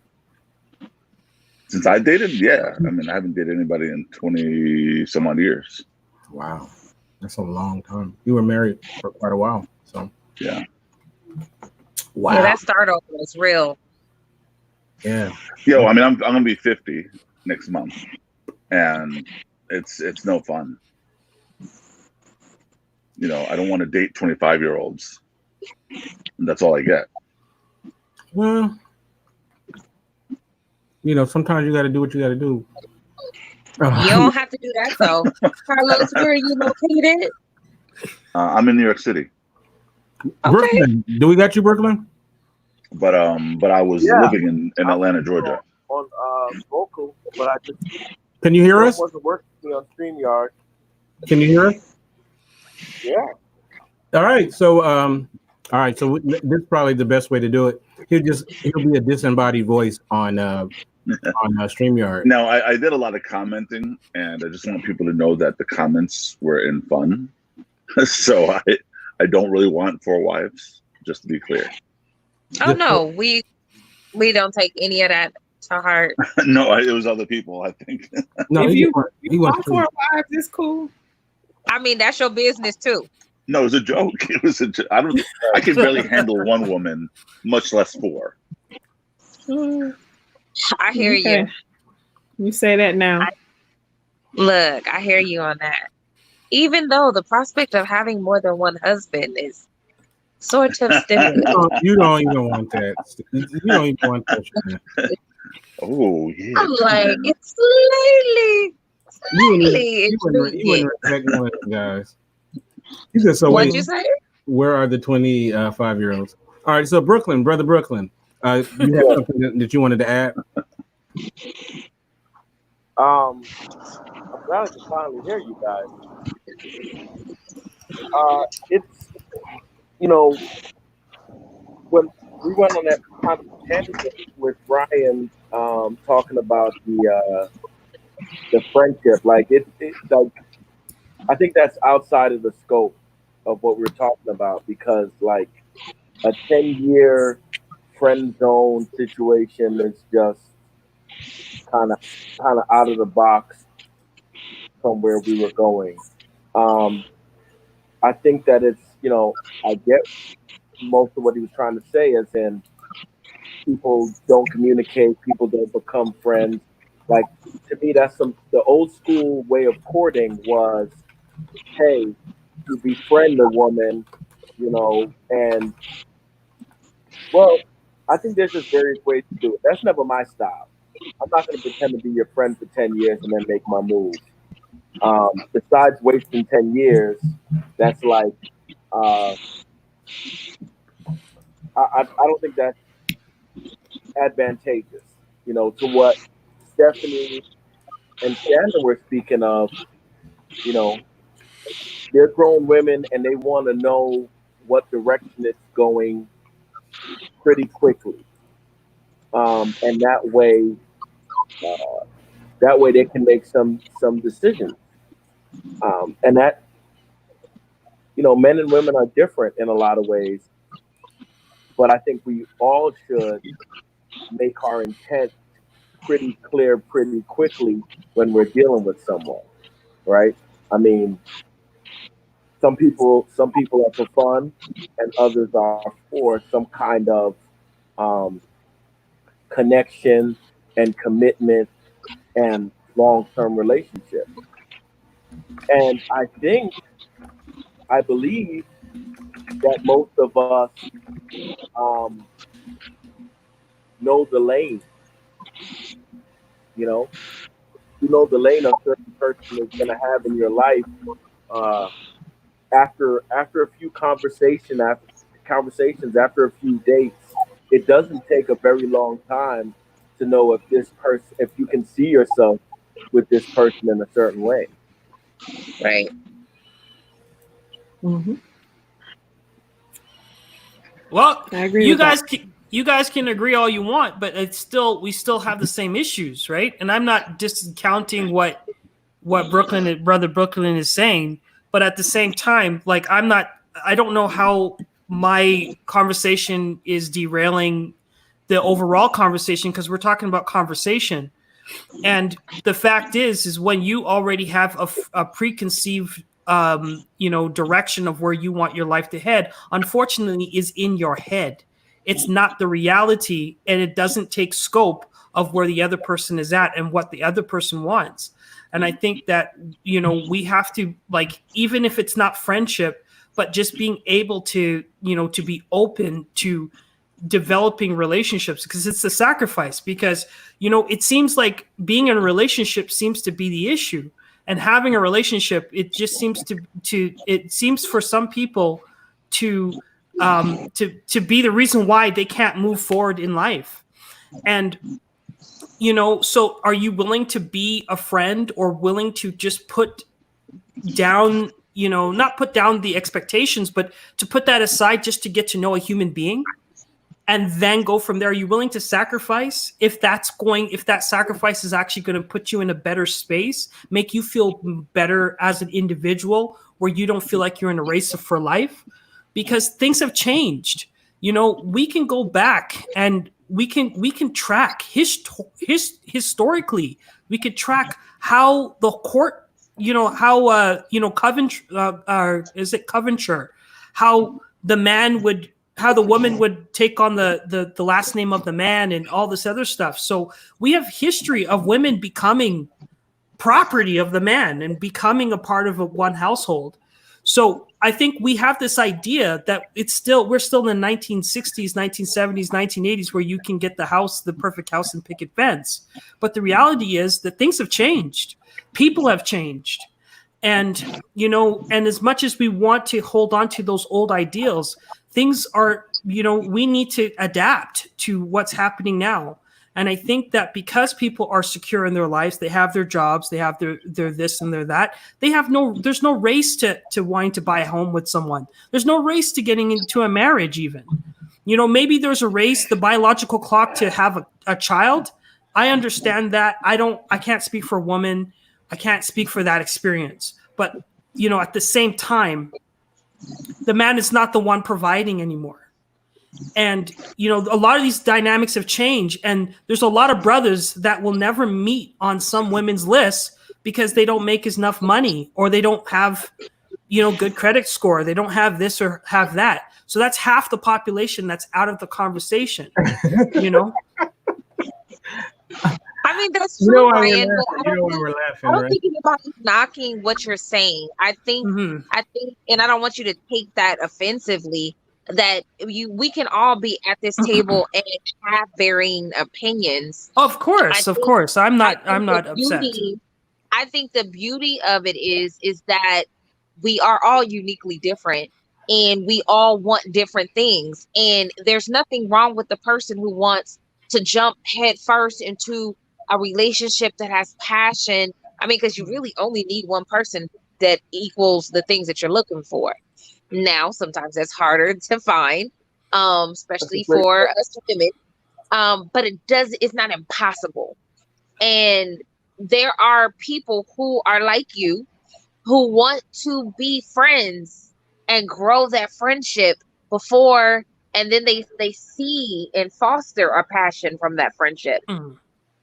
There's nothing wrong with that either, which is why I said earlier, I think Yeah. there's room for both of those conversations, but it has to be what that person wants. And when you find somebody who's invested in what you want, pursue that thing. All right, I'm gonna put my 5 cents in. So, so part of the conversation here has a problem in it, is that we're almost trying to define something as if it's only one thing, and it's not. Women are all different. Men are all different. I hate sports. I hate seafood. I hate, Did you say you hate seafood? See, there you go. Perfect example. So check it out. There's no one answer. There's no one solution, and not everybody's looking for the same thing. So the key in terms of entering a relationship is laying that portion out on the table. What does a relationship mean to you? In that conversation, you might meet a Ryan, where he's going to say, well, I want to be friends first, this and that. In other conversations, you might meet someone who's like, yo, I just want to know that you're going to give it to me good. Whatever that means. It might be somebody may be attracted to a guy who cooks, or it might be someone who's attracted to a guy who's intelligent, or it might be a guy who's strong. Everybody's going to be attracted and appeal to a different thing. And to them, that defines what the relationship becomes and how it forms. It's the hard part is making what their desires or what their picture of a relationship to line up with whatever the person they're talking to is. And if it lines up, then it has better potential working than having some weird ideology. So there is no single picture of a relationship.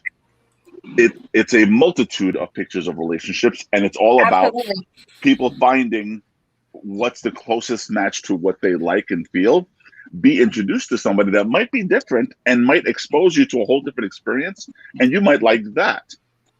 So the most important portion about all that is how open-minded you may be, and 2, how much are you willing to settle for something that may not be what you wanted. And there's compromise. A part of that compromise is in communication. Part of that compromise is, did you really believe you're going to get what you were looking for? And how much are you willing to take something slightly different and be completely happy with that? Yeah. Those are great points. Great point. Very, very good points. Very insightful. Thank you, Carlos. I mean, everyone is coming from the place of their experience and their knowledge. Yep. And, and it's important. I always say you can't get what you want until you know what you want. And it's pretty important to know what you don't want, right? And it's not an attack on Ryan, but I haven't met a woman who wants to be Facebook friends for 10 years and then holler. But that's not. But you're creating a narrative that doesn't exist. You're creating a narrative. I never said that. I said that we were friends for 10 years. We never ever looked at each other romantically. I didn't wait 10 years to holler at her. I don't have a problem of hollering. She hollered at you. Yeah, but you know what? That's her business. I think at the end, yeah. I mean, Brian, I'm not creating a narrative. I thought, at the time my Wi-Fi, I just put a new Wi-Fi router in, and I thought you said that you met the woman online on a dating website 10 years ago. She followed you on Facebook for a decade, and then she started hollering at you. You said she saw what you were doing, and then she decided to try to get into something with you, and you are taking it, you're getting to know her, and you're taking it from a friendship perspective, right? All I am saying is that I feel like her strategy was faulty. She could have told you 5 years ago or 9 years ago that she wanted to holler. You know, you've been. But what happened 10 years? I had a kid 10 years ago. I had several relationships 10 years ago. She had relationships several years ago. So it wasn't that she waited 10 years to get to know me. It was just an opportunity. All I'm saying is that, you know what? I think that sometimes people just need to take some time to get to know someone before they, like without bias and without expectations, and just to get to know a human being. And I don't think that is because I understand there are some transactional relationships, people that just want to form that union and they want to get it on and do it. But you know what? Let's look at the divorce rates. The divorce rates are climbing.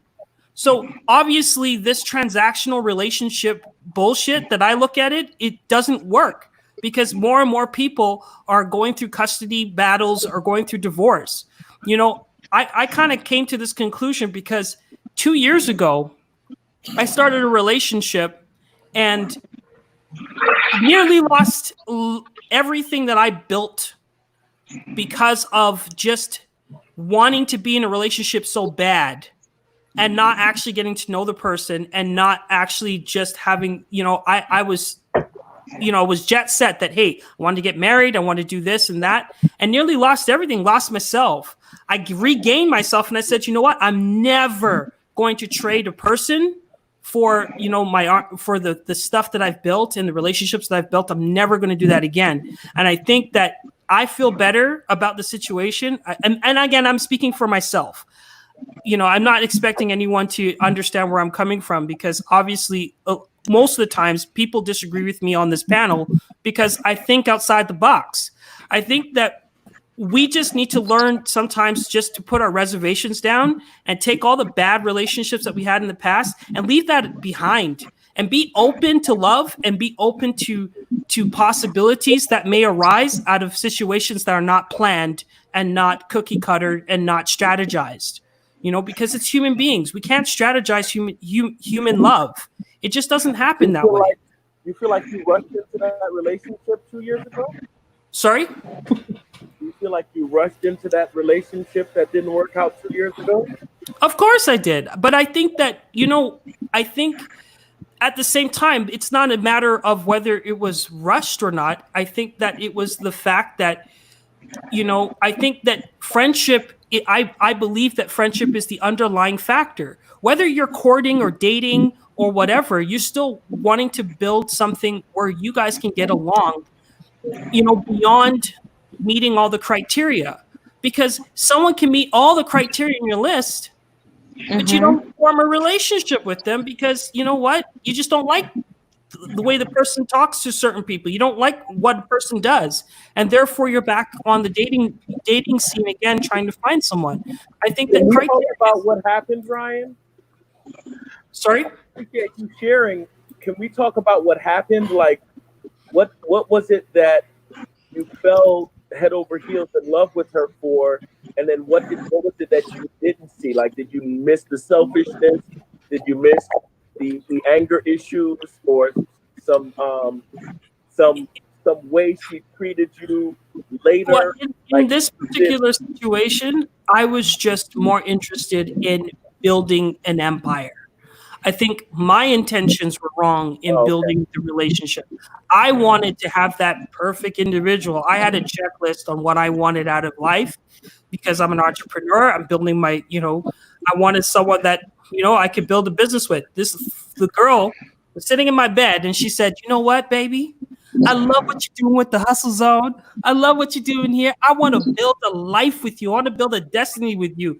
I want to help you with your business. I was like, ding, ding, ding, ding. Shit, I rushed that because I was like, you know what? You're everything that I need right now. You're everything that I want. You know what I mean? And can I add to something that you're saying, Ryan? Yeah. All right.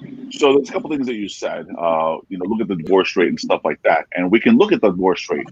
But, my understanding is that divorce rate is like 50%, which means, and then you said that, some certain things don't work. Well, the thing is, it works 50% of the time. So you got to look at the positive too.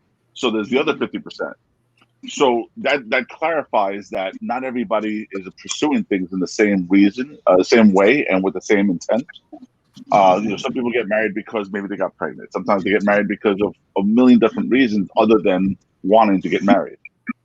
The other thing is that we have to understand, you can try to have it be a friendship, and you can get into a friendship scenario, but something I always bring up in my lives is that 90% of the women I meet have been sexually molested, abused, used, cheated on.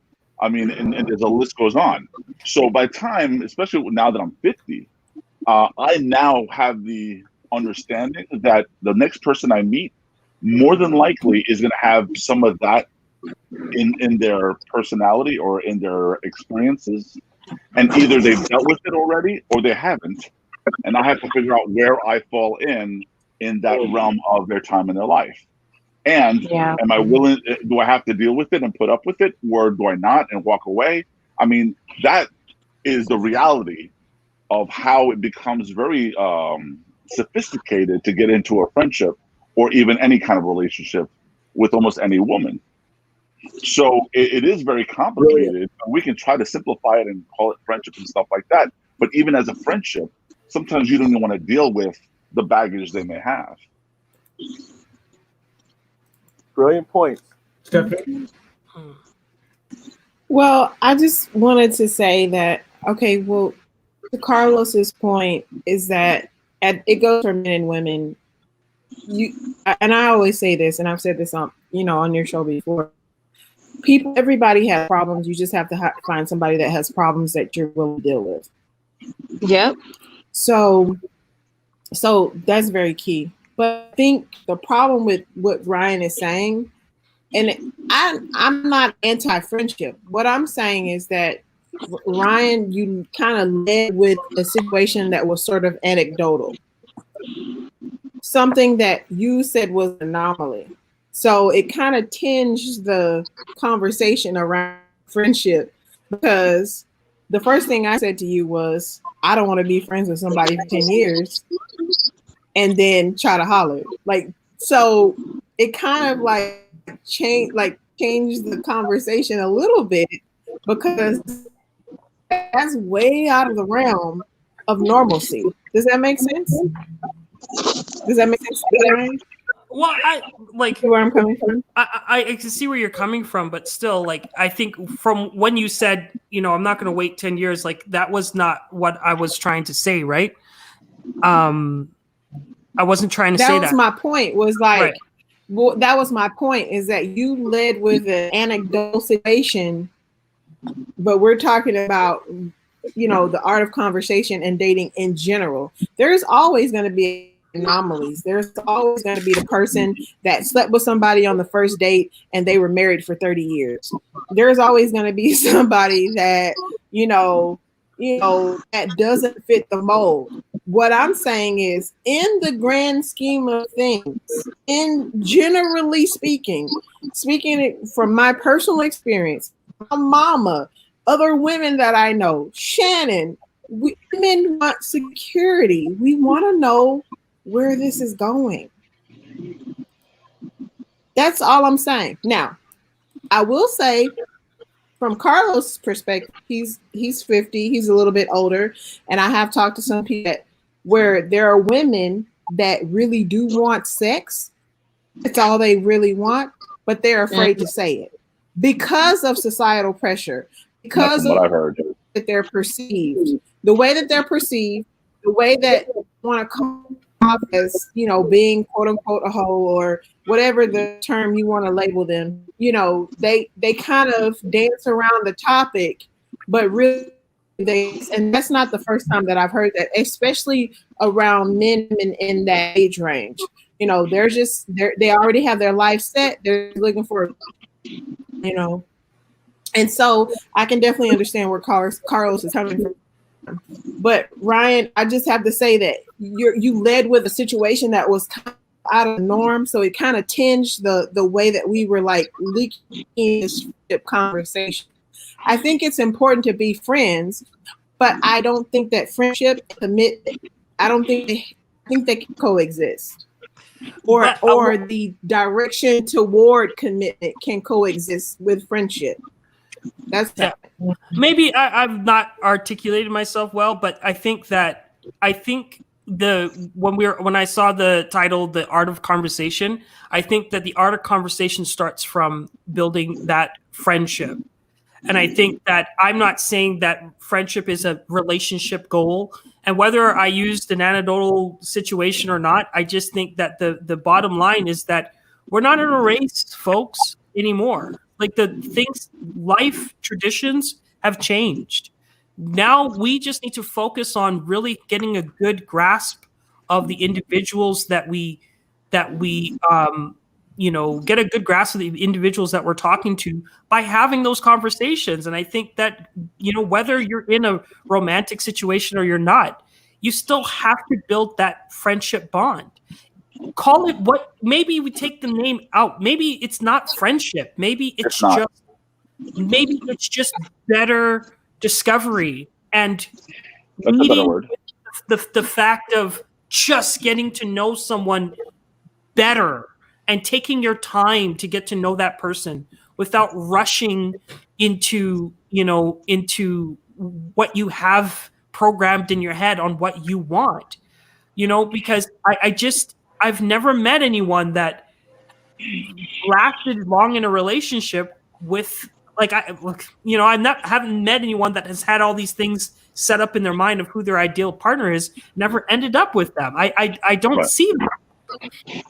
Those are misplaced expectations. Perfectly true, Ryan.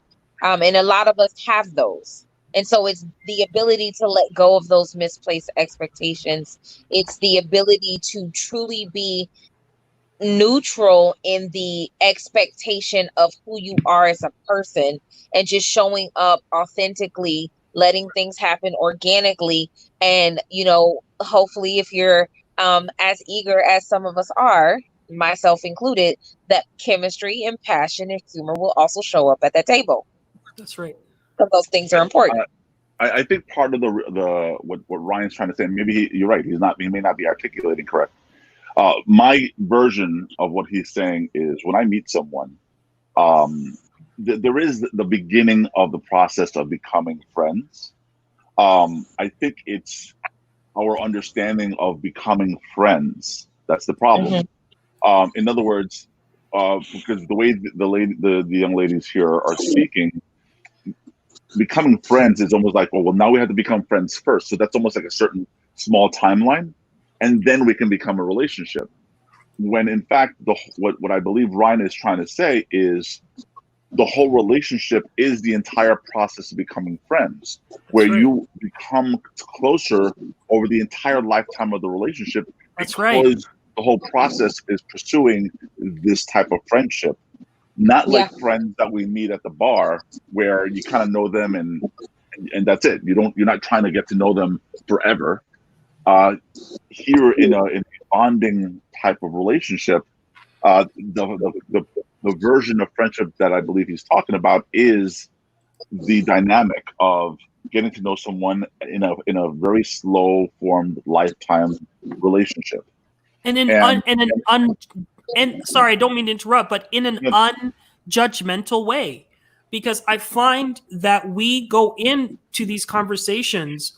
Because I said this on Kente's show or on the Mars and Venus show, like probably a few weeks or maybe a month or so back, and I just started realizing I just took myself off of the dating sites because I was like, you know what? I'm just going to go through I'm going to go through my friends list instead. And I'm going to just, find people that I like that are single. And I'm going to pursue that because I know them. I understand them. I trust them.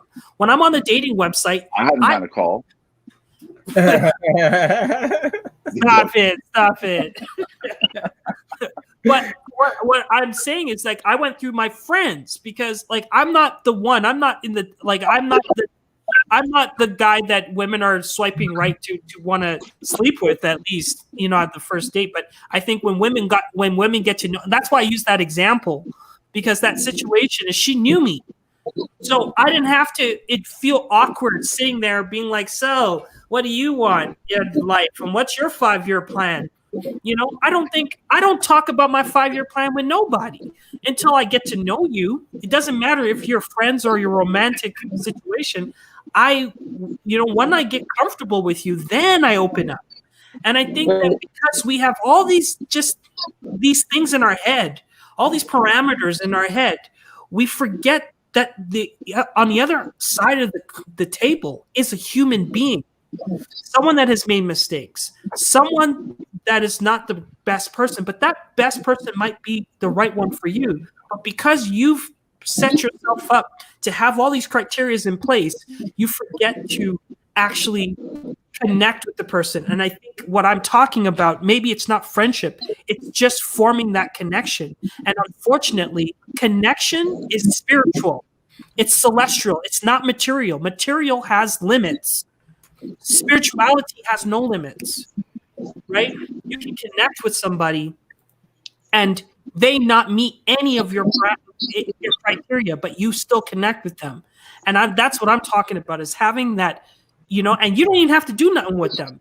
You can love them. You can move on, still love your mate. But the fact is, we have to start focusing on building stronger connections with people and take the materialness out of it and just focus on establishing core relationships with the people that we are going to spend the rest of our life with. As long as you understand that that person that you are falling for or you're developing this relationship with will not be the same person in 5 years, will not be the same person in 10 years. Because that's something I learned in my marriage, was that the person that I married, by the time we got divorced, she was nowhere near the same person.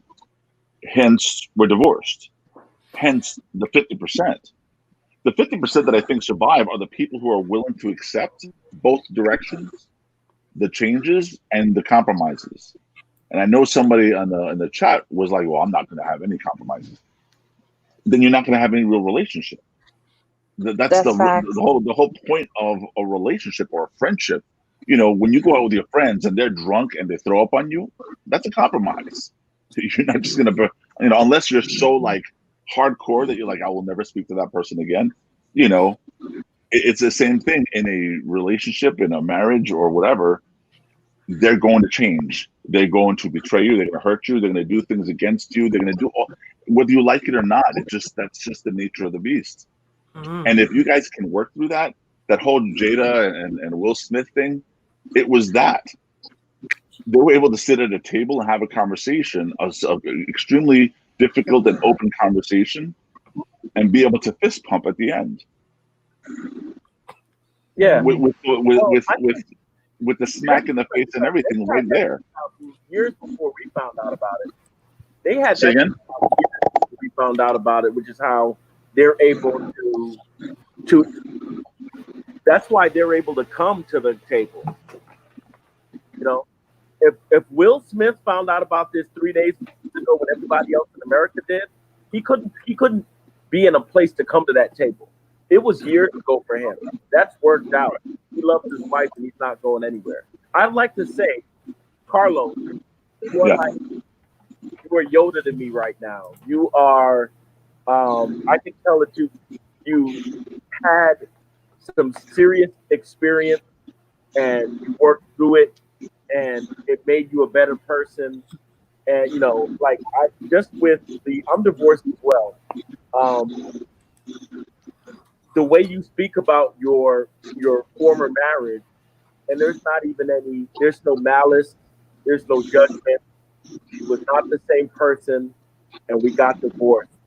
And it is what it is. The conversations we've had tonight surrounding relationships and people being surprised and people changing, and it's kind of like, some of and to Ryan's discussion earlier, some of the most brilliant people are easiest to con, and that's just because I think we've all seen examples of that. But that's because when you want something, you can see this light at the end of the tunnel. right? You're like, I'm on this date. I'm going to use Halle Berry as my example because I've had a crush on her since like 1986. I'm finally on this date with Halle Berry. You know, people have tried to tell me these things about Halle Berry, but I don't care because I, Brooklyn Taylor, am finally on a date with Halle Berry. So you can call me, text me, WhatsApp me, DM me, and tell me whatever you want. I do not care. I do not see anything else but this smiling, beautiful woman across from me. And I'm going to make her out to be whatever it is I've always thought.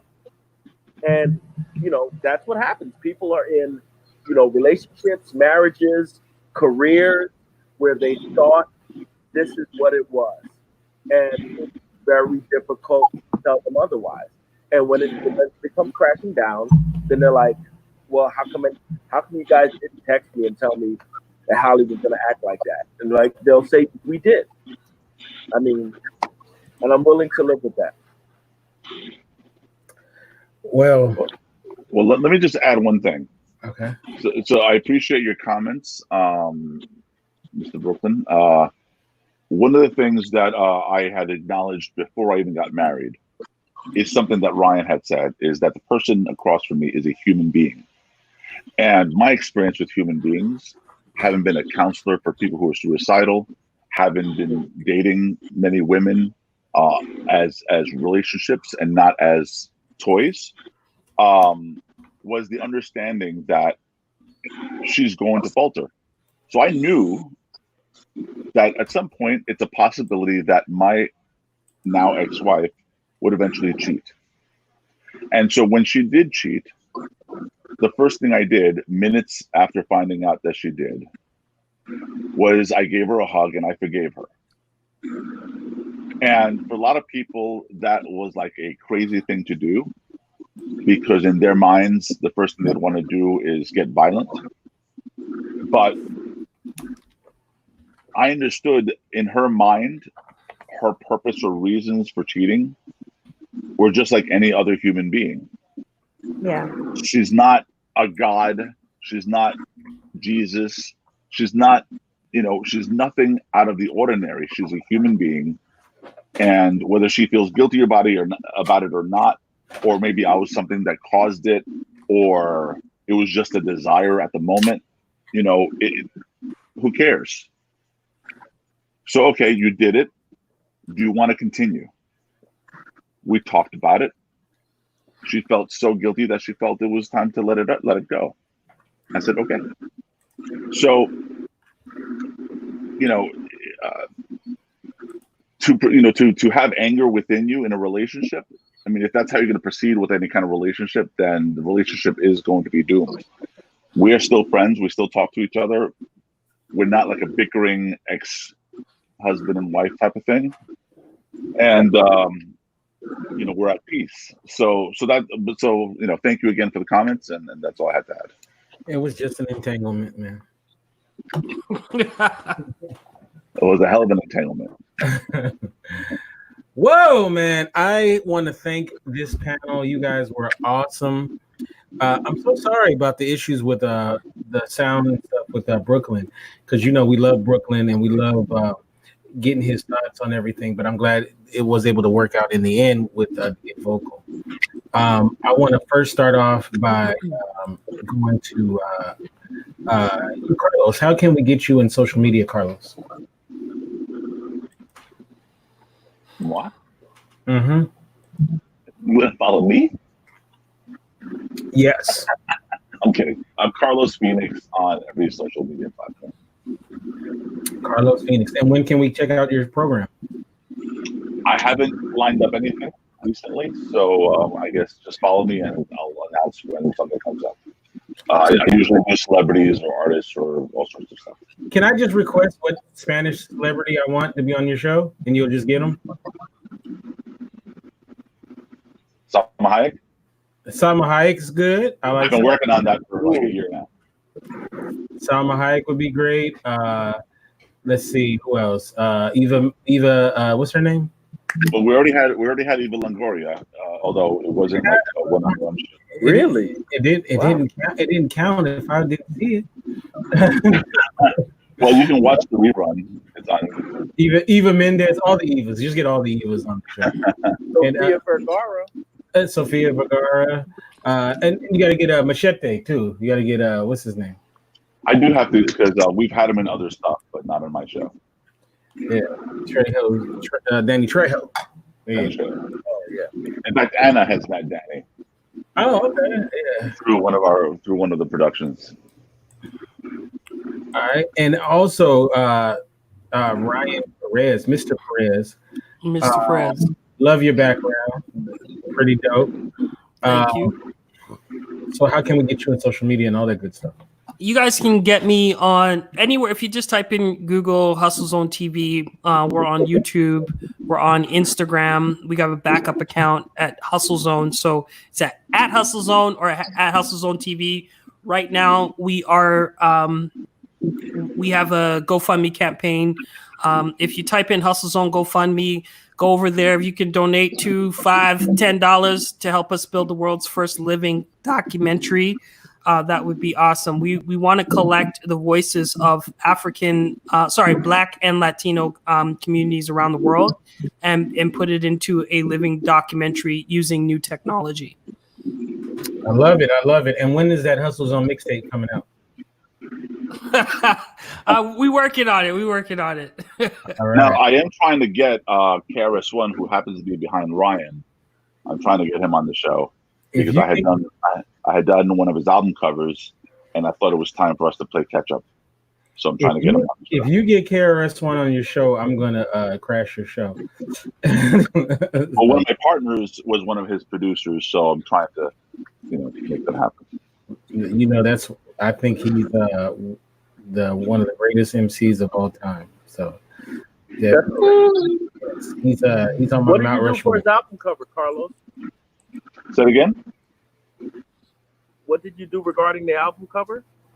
So I did the inside album cover for I Got Next. It's a painting that I did. I was telling him I play that record like it's brand new, and it came out like 98, I think, 97 or 98 or something like that. I still love it. That's a great record. Yeah, and I still have the original painting. So I'd love to see that. Awesome. Love to see that. All right, so Brother Brooklyn, how can we get you in social media? What you got popping? You always have something pretty interesting that you're into. You can catch me at on Instagram at king__Brooklyn. You can catch me on Facebook of Brooklyn Taylor. Catch me on Twitter at Brooklyn PCB. Yeah, that's about it. I'm still in the middle of writing some books and collecting cards and just trying to stay safe in this strange 2020, dodging murder hornets. Hilarious. All right, Sister Stephanie. So you realize guys that are on your Facebook account, they're looking to see if they've crossed the 10-year mark to see if they still got a shot. So there's some that have crossed the 20-year mark that are still in my DMs. Oh wow, man, that's crazy. That's bananas. So how can we get you in social media? Okay, so like my little blurb says, so Steph _ on Instagram. That's where you can follow me. So that's about it. And then are you going to do anything with the fashion stuff? Well, right now I've been posting like a lot of perfume. Like I'm kind of like into perfumes and like really getting into like the differences between celebrity, niche, designer perfumes, the sillage, the longevity, just really kind of expanding my perfume knowledge. And I've been posting a lot of stuff on my Instagram about perfumes. So you can follow me there if you want to, get your girl something nice, and give you a little recommendation.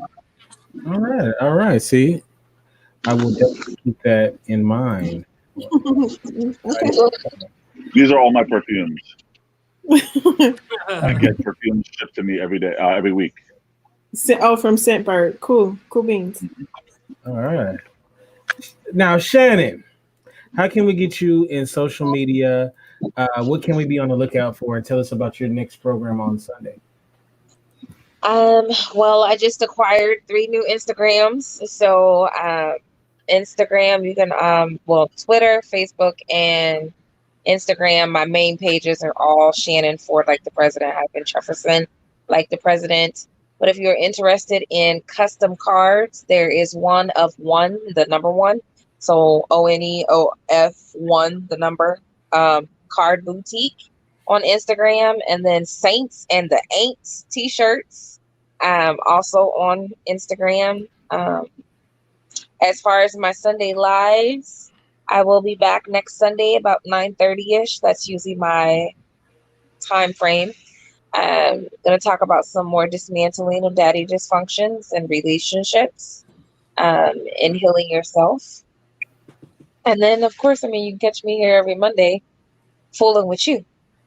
All right. But it's good fooling, though. It's the good kind of fooling around.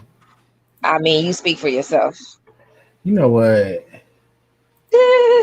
Next week's episode is listening to your friends. So that'll be interesting. Listening to your friends. All right. Okay. So you can find me at Kente F on Twitter, Kente Ferguson on Instagram. Of course, the website is indyradio.org. That's indyradio.org. I will be on Wednesday for sure at 6 p.m. Pacific, 9 Eastern. I have a special interview that I'm doing there. Miss Juliet Dakpo. That should be a very good, interesting. We talk about some business stuff, and that should be really cool.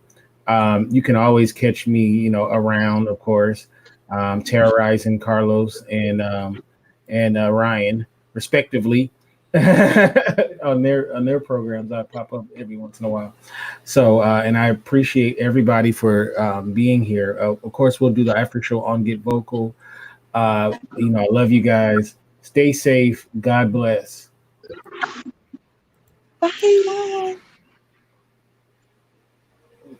Good night.